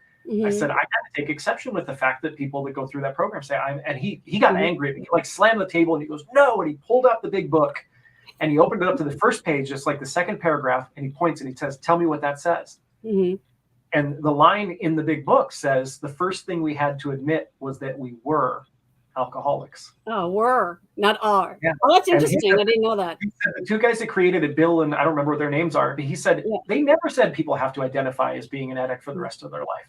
It's the people in the program that have twisted the words, just delete, distort, and generalize. Right. Studies actually show, it used to be thought you have to admit it first. I am an alcoholic to go into recovery. That's not true. The studies show it does not matter how you identify. You just identify, like for me, it's not healthy for me to drink and I love life. So sobriety works for me. So when people say, oh, you can't drink, it's like, oh yeah, I can drink real good. Right? I just choose not to drink because I just absolutely love life the way it is. And I would love to see every person in the world take anything that they say I can't and change it to I choose to. I think it'd be one of the most empowering things that people can do. So we are here. We're doing our virtual book tour, obviously, for our brand new book. All the answers are within. Learning to trust your inner guidance. Destiny wrote chapter number 3. Chapter number 3. I keep losing my list there. Chapter number 3. And so let's go ahead and check our standings. If you're interested in getting the book, then you're going to go to www.answerswithinbook.com. That'll take you to this page right here, which I keep scrolling down. Scroll down a little bit and you'll see get the book on Amazon. If you click that, it'll give you the 3 steps to get the $1,000 worth of gifts It's $1,000 worth of gifts for just $4.59. All right, Destiny, you ready? Yes. Let's do a big refresh here. Let's see if we're updating. Good juju. Here we go. Come on, Benedict, give us a log. No update yet. We're still in number 1, so I'm happy about that. Okay. Still 3 category bestsellers. We're looking for that big category push there. So if you're watching and you haven't gotten the book yet, we will shower you with appreciation for getting the book either today or tomorrow at that link. And here is the link again. It is www.answerswithinbook.com. And thank you so much, Destiny. Congratulations on being a bestseller. Thank you very much. All right. Oh, sorry, I didn't mean to cut you off. All right. And next we have Dr. Charlotte Holmes. Hi, Charlotte. How you doing? Hello. Hi, Michael. Doing great. How are you doing? Doing great. Charlotte wrote chapter 6, which is called, if I can get into my notes, there we go, Healing Through Words. Dr. Charlotte L. Holmes is an experienced healer who's passionate about guiding people to realign themselves to their true self with a profound understanding of many healing practices and metaphysical disciplines. Charlotte guides individuals toward a profound physical, emotional, mental, and spiritual transformation. Charlotte has a doctorate in metaphysics and is a Reiki master, Karuna Reiki master, soul realignment practitioner, Feng Shui master, and space clearer. She's developed an integrative approach to healing, combining elements of those modalities to allow her clients to find balance and wellness. Welcome, Charlotte. Thank you. Thank you very much. So happy you're here. So tell us a little bit about what got you into all this stuff and how you came about your transformation and getting to this point where you wrote a chapter in this book. Well, it all starts with, some kind of interruption in our life. And for me, I had just gone through a breakup and I was moving back to Orange County and was looking for some kind of, spiritual class or something that was just interesting and nothing like you would find in any university or, any kind of school. And I happened to come across a class on crystals and I thought, this looks interesting. Why don't I go ahead and do that? And that is what really sparked it all off. So we started with crystals, went through a lot of different modalities, went on to Reiki. I also studied at Arthur Findlay in England. I did mediumship over there. I got my doctors in metaphysics and the rabbit holes just keep on coming. So it went on to soul realignment, Feng Shui, space clearing. And really, it just became about any way and any tool that I could help someone transform themselves, their life, whether it was internal, whether it was external, physical, mental, emotional, just any way. I love it. Buckminster Fuller said that all true success is pre-sessional. He actually created that word. Everybody knows procession, what that means. But he said you really, like people who are successful, they really don't understand how they became successful until they look backwards and connect the dots. Yes. And it's usually a series of those rabbit holes of things that you got just fascinated with. And that's my story as well. Absolutely. And getting into hypnotherapy. I love it. So your chapter is called Healing Through Words. And I love this idea that words hold immense power. And you talk about in your chapter, they don't only hold the power to shape emotions and thought, but also physical well-being. And that's something I think not enough people are talking about in today's world. So tell us a little bit about your chapter and what inspired you to write it. Absolutely. Well, in my Reiki practice, I think it was a couple of years ago, I started to realize that just not doing Reiki was enough for me or my clients. And while Reiki is absolutely amazing and I was having great results with Reiki, I felt like something was missing. Now I'm a certified hypnotherapist through Transform Destiny. And this is how, obviously I knew about the book and got involved with the project, but using some of the elements that I learned in the hypnotherapy class, I started to work with my clients on their language. And I noticed that when they came in, they were saying certain things that represented what was happening in their body. And that's when I started to experiment with working with their language before even working with them with Reiki, and saw the most amazing results. I love it. And talk about the physical connection there, because I know I'm passionate about this. I've studied something called German New Medicine, which is how our emotions affect our body, and even as far as producing cancer. So what is your experience with that, and how do you help people with that? Absolutely. Well, there seems to be, absolutely everything that we either say or we think, or any inner monologue, an inner log, there's a new word for everyone. So your inner log as well. You're right. Everything that we say, we think is a vibration of ourselves. Everything has a vibration to it. So I just found that when people are speaking about their emotions and they are even emoting, let's say, that it is being represented by different things in their body. So for example, I'll give you one right here. When I have, and this may relate to a lot of the viewers out here out there. So when people come in and complain that they have back pain in, just lower than their hips, and it's closer to their coccyx, when they have pain down there, it is related to their relationship with money. So it doesn't matter how much money they've got or how little money they've got, but their actual perception of the money is how they are feeling. And if they are feeling anything negative towards that is what they will start to experience in their body. And just helping them understand that really anything negative, now it's not negative such as good and bad and, evil and that dichotomy. It's anything that is negative to you. So you may have a different version of negative than somebody else does, and realizing where that lies is really the breaking point in releasing this energy, which is absolutely incredible. Yeah, and I'm always fascinated with the idea of the metaphors behind the metaphors that we use, the euphemisms that we use. So when somebody says you're a pain in the neck, right? Yes. And pain in the neck is something that they use and project against anything that's bad to them. Or when people say you're an a-hole, right? And they're projecting that energy into it, the body's actually listening to that. Absolutely. I think it was Deepak Chopra said that your immune system is constantly eavesdropping on every single thought you think. 100%. It is actively listening 24/7. So what's a tip that you can share without spoiling your whole chapter? What's a tip that you can share with our viewers that will get them interested to read your chapter? I would say don't panic. Everybody's manifesting every single minute of the day, but you can change your course easily. And it's very, very simple. If you read the book, you'll find out. But yes, you can change your thoughts, and you can change your track.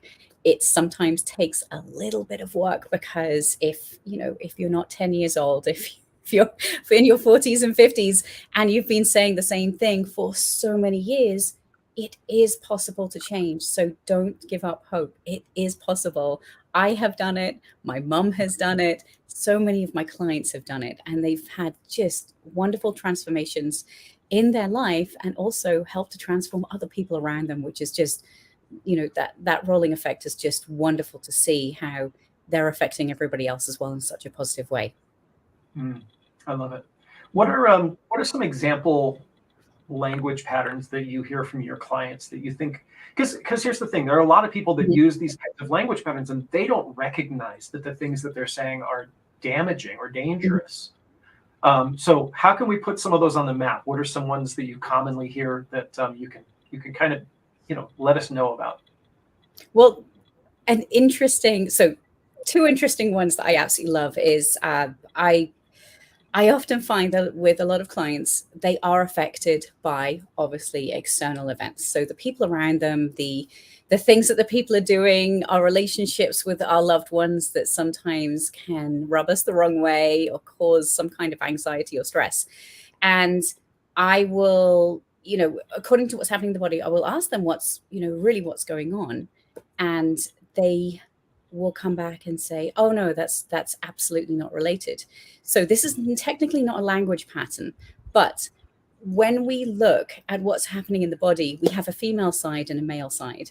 And when we have a female family member who we're just should we say there's something negatively aligned there, it will show up on the left hand side. If it's in the male,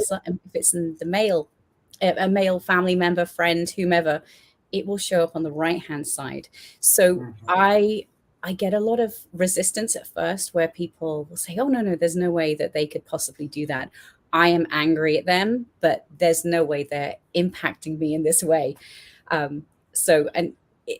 When we start to talk about it, it is absolutely, absolutely true. But it's just a lot of when I get my clients talking, it's more like talking them, letting them just release what they've been feeling, what they've been,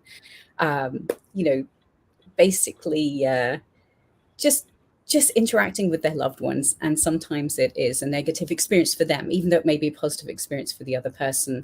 And that is where the language then comes in, where they'll say, I felt, and enter the emotions here. When I hear the emotions, it all makes sense what is happening in their body. And I'm able to tell them exactly what they're feeling, and sometimes even tell them where they're feeling pain, where they have forgotten that they're feeling pain because they're totally ignoring it. Yeah, and that's a big, when I've worked with people for chronic pain, the ignorance, the ignoring of certain emotions and bottling that up is what tends to create that chronic pain. Absolutely. Yes. And not that's absolutely right. Not talking about it. I've had some clients where they've been holding on to this pain for decades, and one session and they're already feeling amazing. And sometimes it's even gone because they want it to go, like really want it to go. They're so ready. Yeah. And I know, language patterns, I'm very fond of saying to my clients, kind of help you with your language. It's probably one of my most common things that I say. And, hearing people say things like, this job is killing me. Yes. Right? Your unconscious mind is always listening. Your immune system is always listening. Or I'm suffocating in my work. I'm drowning in debt. I don't want to hear what they're saying. I can't imagine looking at them and all of a sudden they have eye problems or they have something wrong with their hearing. Yes. Yeah. I had somebody who came to our master practitioner training years ago who was just talking about how his eyesight just kept getting worse and worse and worse and worse. And I said, well, there's actually absolutely no science that says your eyesight is supposed to get worse as you get older. It's a lot of belief systems have been created. And trust me, the fields of optometry and ophthalmology love for you to believe that. Yes. But so there's nothing that says that you get older, you're gonna have worse eyesight. And he's like, well, what are you saying? Can I do some work on this? And I said, yeah. I said, let's do some tapping, energy tapping, one of my favorite techniques. And so he goes, hang on a minute. He goes, I want to test this before. He takes off his glasses. He looks at his manual and he goes, I can't read a word in this manual. I said, great. So we do one round of energy tapping, EFT. He picks up his book and he goes, oh, beep. He goes, I can see that a lot better. And I said, okay, is it perfect? He goes, no. So I said, let's do another round. We did 3 or 4 rounds of EFT. He's like, I literally don't need glasses anymore. 90 seconds, 2 minutes in. And so I said, well, here's the problem. I said, there's something in your life you don't want to see. And that's when he told me about his situation at home. He had a really, really awful situation at home with an abusive wife who had borderline personality disorder and was using the kids to control him. And I said, well, the likelihood is that when you go home to the situation you don't want to see, that your eyesight's going to return the way it is. You have to take action. You have to be a cause and you have to take action in order to maintain the change. And, I saw him 6 months later and he was wearing his glasses again. Eyesight was just as bad as it ever been, but it is amazing how, our body is responding to how we are responding to things. And it's so important, I think, for people to recognize that. So tell people specifically how you help them. Where can people find you? And let them know a little bit about your practice. Absolutely. Well, you can find me at charlotteheals.com. And I am located in LA, but I work with people all around the world energetically. So I offer a lot of different services, from Reiki to energetic coaching, as well as Feng Shui, space clearing, and also soul realignment.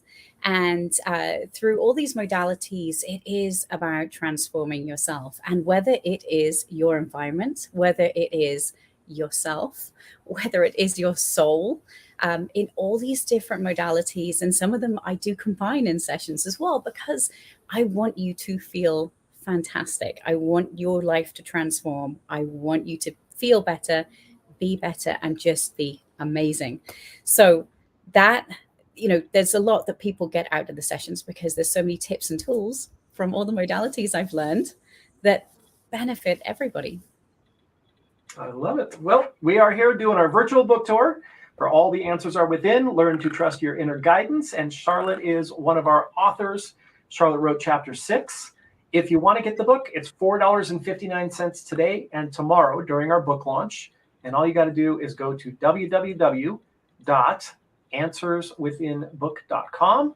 You will see this site right here. If you scroll down and click the green button, it'll give you instructions on how to get the book and what to do in order to receive $1,000 in gifts from all of us, authors of the book. All right, Charlotte, drum roll. Let's see. We'll do a big hard refresh here, and we're going to scroll down, and we're still in the same spot. Oh.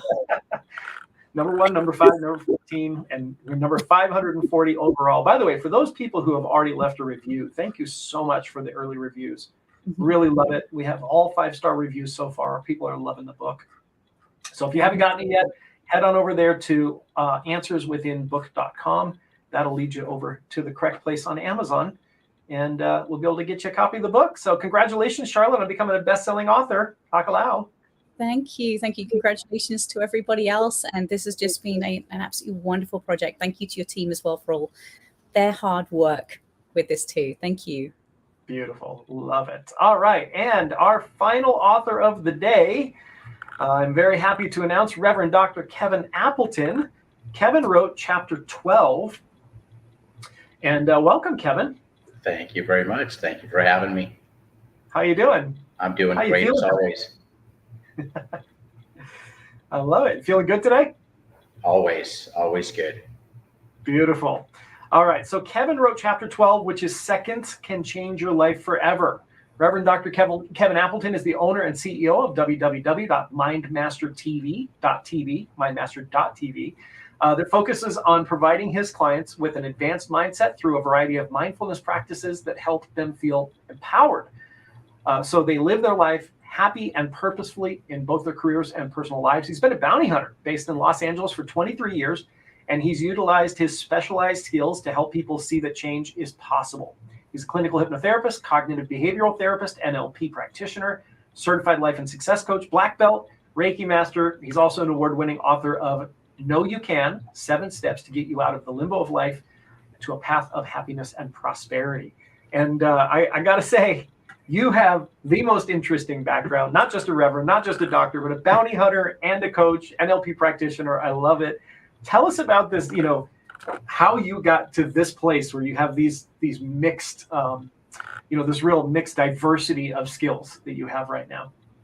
Well, growing up, I had a similar background to yours, kind of opposite though. I had my first child at 15. So I didn't finish school. I didn't really like it. Didn't really suit to me, but I loved learning. So throughout, my being a young man, I would end up working and basically trying to open up a different business. But what I always say, I fell into bounty hunting. I always fall into everything, but it really is a manifestation of positive thoughts. And I was a young man. I watched a movie called Midnight Run, and I wanted to be a bounty hunter when I was a young man, when I was about 14 or 16 or something like that.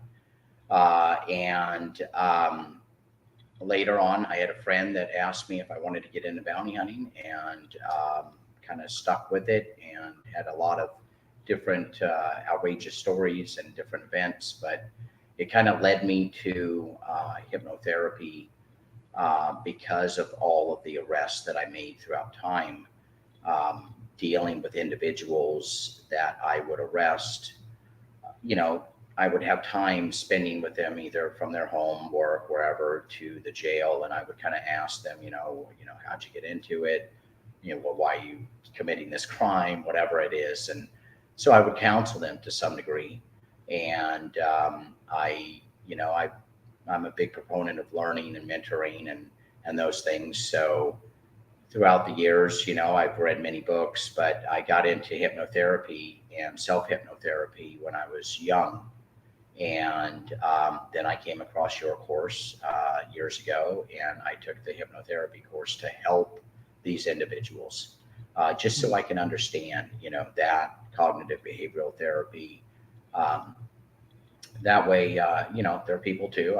They made bad decisions. They made their decisions that they thought were the best at that time, and unfortunately, it led me to them. So that's pretty much how I got into bounty hunting. And I love, you and I have had private conversations about this, but that a lot of times, your whole premise of this is seconds can change lives, right? When you arrest somebody, between the time that you're arresting them and you're taking them in for processing is probably the only time that you're going to see them. So how do you take that collection of seconds there, maybe a few minutes, and impact a person's life?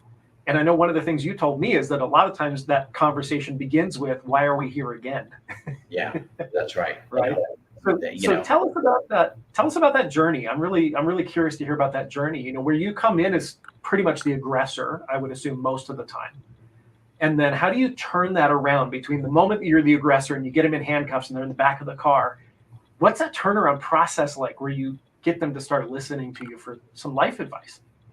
Well, first off, it's not personal. It's business. I try to immediately let them know.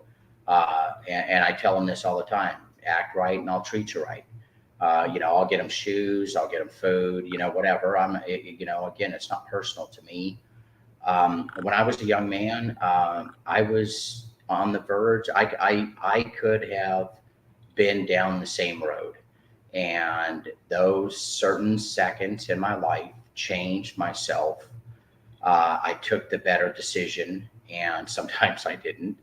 But I took that better decision, and ultimately, and a positive mindset, and that's what a lot of individuals don't have. They don't have an education, and they don't have a positive mindset. And I mean education. I don't mean formal education.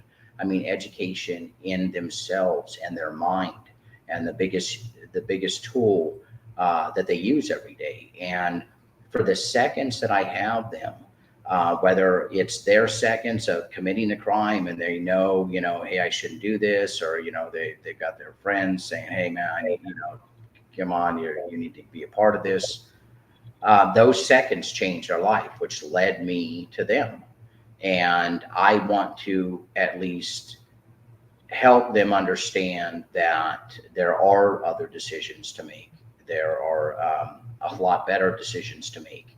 And by those mere seconds, just reevaluating or going with your gut reaction and your gut feeling is to, hey, maybe not do this, or hey, you need to do this. So seconds do change your life. And if I can help them with that for the 10, 15, 30 minutes, an hour that I have them, then, it's great. And that's the main thing, is trying to help others. That's fantastic. And I think it's really admirable what you do, because there are so many people, I think, who, bounty hunters who are in it for the thrill. I'm sure there's a thrill that's involved. I mean, I wanted to be a cop for many years, and there was a thrill, and it's kind of an addictive thrill there. But, how many people are actually really making a real difference when they're doing that? So, Kim brought up something in her interview that, she hit a point where she lost $100,000 to scammers. And she thought, I'm never going to come back from this. I'm never going to recover from this. How many times are you dealing with somebody in the back of the car that, because they've made a simple mistake in their life, and maybe it will even involve some jail time, to them it's like, it's the end of the world. I'm ruined. I'll never come back. And then how do you bring them back from the brink? Well, that varies, because, I've had individuals that I've arrested multitude of times, and, I've had them, like this is a normal thing. I've had individuals several times, and they are going to do prison time, and they are devastated. But, again, their actions, determined where they're going for that. But most people that I deal with, they believe that they're going to prison forever. it doesn't matter because that goes along with not being educated. That has a whole section of bail education, criminal education, but they just think that I'm arrested, I'm going to prison, I'm going to jump bail. I don't, that's the best option for me. Yeah. And your best option is fight your case and try to get a lower. If you've committed a crime, you paid to get out of jail. You want to fight that case until I tell them, why are you jumping bail in the beginning? Go to sentencing and then jump bail. But for most people, when they think that they're going to prison for a long period of time, I just try to educate them in the simple fact that they need to change their mindset and help their family and help themselves. Yeah, I think that leads into something you talk about in your chapter, which is that fear really leads to blocking the choices that people could make in their lives that would be better for them. It's, a lot of times, like if somebody just went and did their time, whatever that time is, the fear actually causes them to make it worse. That's right. That's right. So talk about that, about, how fear blocks people in their lives, and what is a solution to overcoming that? Well, the biggest thing, other than if they can't change their mindset on their own and have the ability to do that, they need to seek out help. I'm again a big proponent of education and getting mentors, and you need to get the help that will help benefit you. And fears, they hold you back from everything in life, from experiences, with your family, to friends, to, just a variety of things. And by holding on to fears and phobias, they really do dictate how far an individual can go, I believe. Dealing with individuals, and arresting them. Their biggest fear is not providing, or not doing what their homie asked them to do, or not, or going to prison. There's so many fears that individuals deal with that hold them back. And if you don't go seek help, and you don't try to better yourself or get rid of those phobias and fears, you'll never advance to the happiness that you really want in life, I believe. Yeah, that's powerful. You talk in your chapter about, the power of building self-love and worthiness. And I think that's something that I was challenged with growing up. I think that's something that you were challenged with growing up as well, because we have, really similar stories. Talk about that, the power of worthiness. Like you, we were the product of the 70s and 80s. So it was a different time, different parenting, a lot of abuse. We had violent abuse in our home. And, the whole thing, with positive mindset and getting out of those things, my brother and sister, they don't have the mindset like I do. And I really want them to. They are looking for the other shoe to drop. And we were in the same family. I just worked. I knew something inside of me. I couldn't just be mediocre. I really wanted to be a positive person inside and talk, and that's the thing, I talk about power phrases in my book, No, You Can. And that's discussing what's great about yourself. And you need to, feel good about who you are, about, we all have insecurities. We all have things we want to change, but by, having, a positive mindset and looking at yourself positively and believing you're a great person and you do good things, and having positive self-talk, it really helps us get out of that state of well, I can only go so far in life, which, I'm just not a big proponent of that thought process. Yeah, that's definitely something I ended up in my life at 20 years old thinking this is it. Like, this is as far as I'm going to go. There's nothing better for me. And I had to learn my own internal worth, find my own internal value. I always talk about, I was on the street at 19 years old. For 6 months, I was homeless. And I see virtually everybody thinks of homelessness as the wrong thing. It's like an illusion that people see where they look at homeless people and they go, oh, these are people that don't have money. So let's give them money. Let's give them food, or let's give them a home. And it's all about the resources. People perceive that it's a lack of resources. But in my case, and the case for most of the homeless people I've known, it has nothing to do with resources. It has to do with I felt completely worthless. It was my complete and total lack of self-worth and value that put me on the street. And I was really, in a lot of ways, I was hiding out. I didn't think anybody wanted to be around me, that anybody wanted to talk to me, that anybody wanted to have a relationship with me. And so that was the only logical place for me to go, was to be alone. And, I can relate. I can relate there. I was homeless for a span. I didn't want to be homeless. Of course, no one wants to be homeless. I separated from my ex, and she got the place and I got a van. So fortunately, I was able to live in a van for about 6-8 months. It wasn't the ideal situation, but your mind, your thought process to get out of that is everything. And I dealt with, of course, Skid Row, in LA. I'm all over the place. I'm talking to homeless individuals. I'm arresting homeless individuals. And it is a mindset, whether they're on drugs, alcohol, or they have an issue psychiatrically or some other issue with their family upbringing, some problem that needs to be addressed. And that's the biggest thing, is we all need help. We all need, and I have to explain this to my son. I can do it. And I was the same way a long time.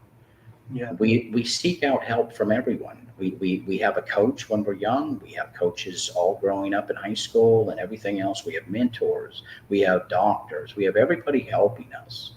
Yeah. We need to seek the help and get it so we can better ourselves. If we go down and go see the doctor for a pill, you need to go better your brain. Yeah. We all have, I think, too many people these days just going for the pill. That's right. The co-founders of NLP years ago, in the 1980, I think it was, they actually wanted to create a pill that was called placebo. And they said it cures everything. It's been scientifically proven to cure everything. In every test, placebo actually works. That's right. And the FDA prevented them from doing it. Wow. That would have been the pet rock of the pill industry, Yeah. So, we actually met a guy at one of our masterminds. He's doing something called the intention pill. And basically it's a sugar pill. But they do a whole ceremony where everybody focuses their intention on the pill before the person takes it. And he says, according to him, that everybody manifests what they wanted after they take the pill. Wow. I think that's pretty interesting. Power of mindset, right? There's nothing in the pill that actually gets it done. Yeah. The energy that we have that we don't tap into, the energy fields around us, all of those things, they empower you, having a positive mindset, positive energy, getting built up of, excitement for the day. I've said for years works. I try to express that to people, what energy can do for other individuals, and they listen, but they don't hear me. There's definitely a difference between listening and hearing, for sure. No doubt. All right. So everybody, we are here for our virtual book tour. This is our last interview, Reverend Dr. Kevin Appleton, for our book, All the Answers Are Within, Learning to Trust Your Inner Guidance. And this book came out today on Amazon. We are doing the launch. It's just $5.49. Sorry, $4.59. Yeah. I'll sit there for a second. You know why I remember it? It's burglary in a penal code section. It's 459. So $4.59 on Amazon today. If you get it today or tomorrow, October 21st or 22nd, we're going to give you $1,000 in gifts from all the authors as our show of gratitude for helping us get on the bestseller list. And we will show you how to do that. The way you do that is you go to www.answerswithinbook.com. And when you go there, you're going to find this website right here. Scroll down a little bit, click the green button, get the book on Amazon. And this will show you how to get it. Make sure you go to this site and not directly to Amazon, because we want you to get the $1,000 in gifts. And this has got the 3-step instructions in order to do that. Once you do that, it'll take you to this page on Amazon. All right, drum roll, Kevin. Here we go. Our last here we are. Come on. Come on. Let's see. Let's save the best for last. Come on now. Here we go. We haven't moved yet, but we will. Within the hour, I'm predicting that we're going to hit. Yeah, we got the whole weekend. Right on. Yep, we do. We have the whole weekend. But look at this. We are currently, zoom in there. We're currently #1 in neurolinguistic programming. Right. #5 in spiritual self-help books. We're actually #1 new release in spiritual self-help books, but we're #5 in the whole category. And we're #14 in motivation, which is a really hard category to rank in. So we're almost top 10 there. And that's the big one right here, 540. Let's see where does that put us? 540 out of 36.8 million books. Wow. We were just at 1,400. That's great. 540. I know. I love it. Right on. So we're in the top 1/1000th of all books on Amazon, which is amazing. We couldn't do this ourselves. If the 14 of us just bought 14 books, we certainly wouldn't be on the bestseller list. So this all comes down to those of you who are watching and those of you who are buying. And we're eternally grateful for your support during the launch. That's right. Love it. Yeah, thank you for all your support, everyone. I really appreciate it. I was award-winning author. Now I can say I'm a best-selling author. So that's right. That's great. Multi-category #1 best-selling author. That's right. I love it. All right. Well, thank you so much, Kevin. Keep refreshing. No problem. I want to thank you, of course. I want to thank the Transform Destiny team, and of course all the authors with all their great content and all the free gifts. So come check us out. Awesome. All right. Thank you so much, Kevin. And thank you to all of the other authors. That is a wrap. So one last time, I'll say, if you want to get the book, you go to www.answerswithinbook.com. Well, not one last time, because I'll probably say this a million times through the rest of the weekend. Go grab a copy of the book. For heck, if all you got was the book for $4.59, you'd be really, really happy, because it's a great book. And there are some really wonderful, inspiring stories and tips. It's not all stories. There's a lot of practical stuff in here about how to, really begin to trust that intuition, how to hear your intuition. Because if you've never trusted your intuition, you probably can't hear it. You haven't heard it yet. And so this is one of those things that we're going to help you do that. And I know it's going to be inspiring. If you know someone who needs some help in their life, then, please share the website with them, www.answerswithinbook.com. Encourage them to get the book, or maybe buy a copy for them.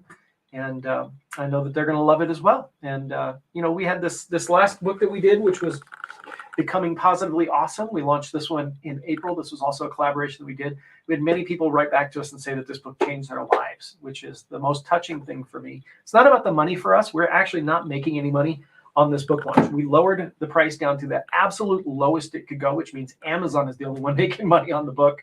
They make a few bucks. Printing cost is like $2.50. Amazon makes about $2.06. We as authors, we just want to get this in as many hands as possible. So it's all about just getting the word out there. So thank you for sharing. Really appreciate it. Keep an eye for the rest of the week on transformdestiny.com, on our Facebook pages, on our YouTube channel, on our X. I always want to call it Twitter, on X, and on LinkedIn and Instagram and TikTok. We'll be sharing our progress as we go, hopefully all the way to #1. As Ruben Mata says, all the way to the top. All right, everybody. Thank you so much. Hakalau, and I'll talk to you soon.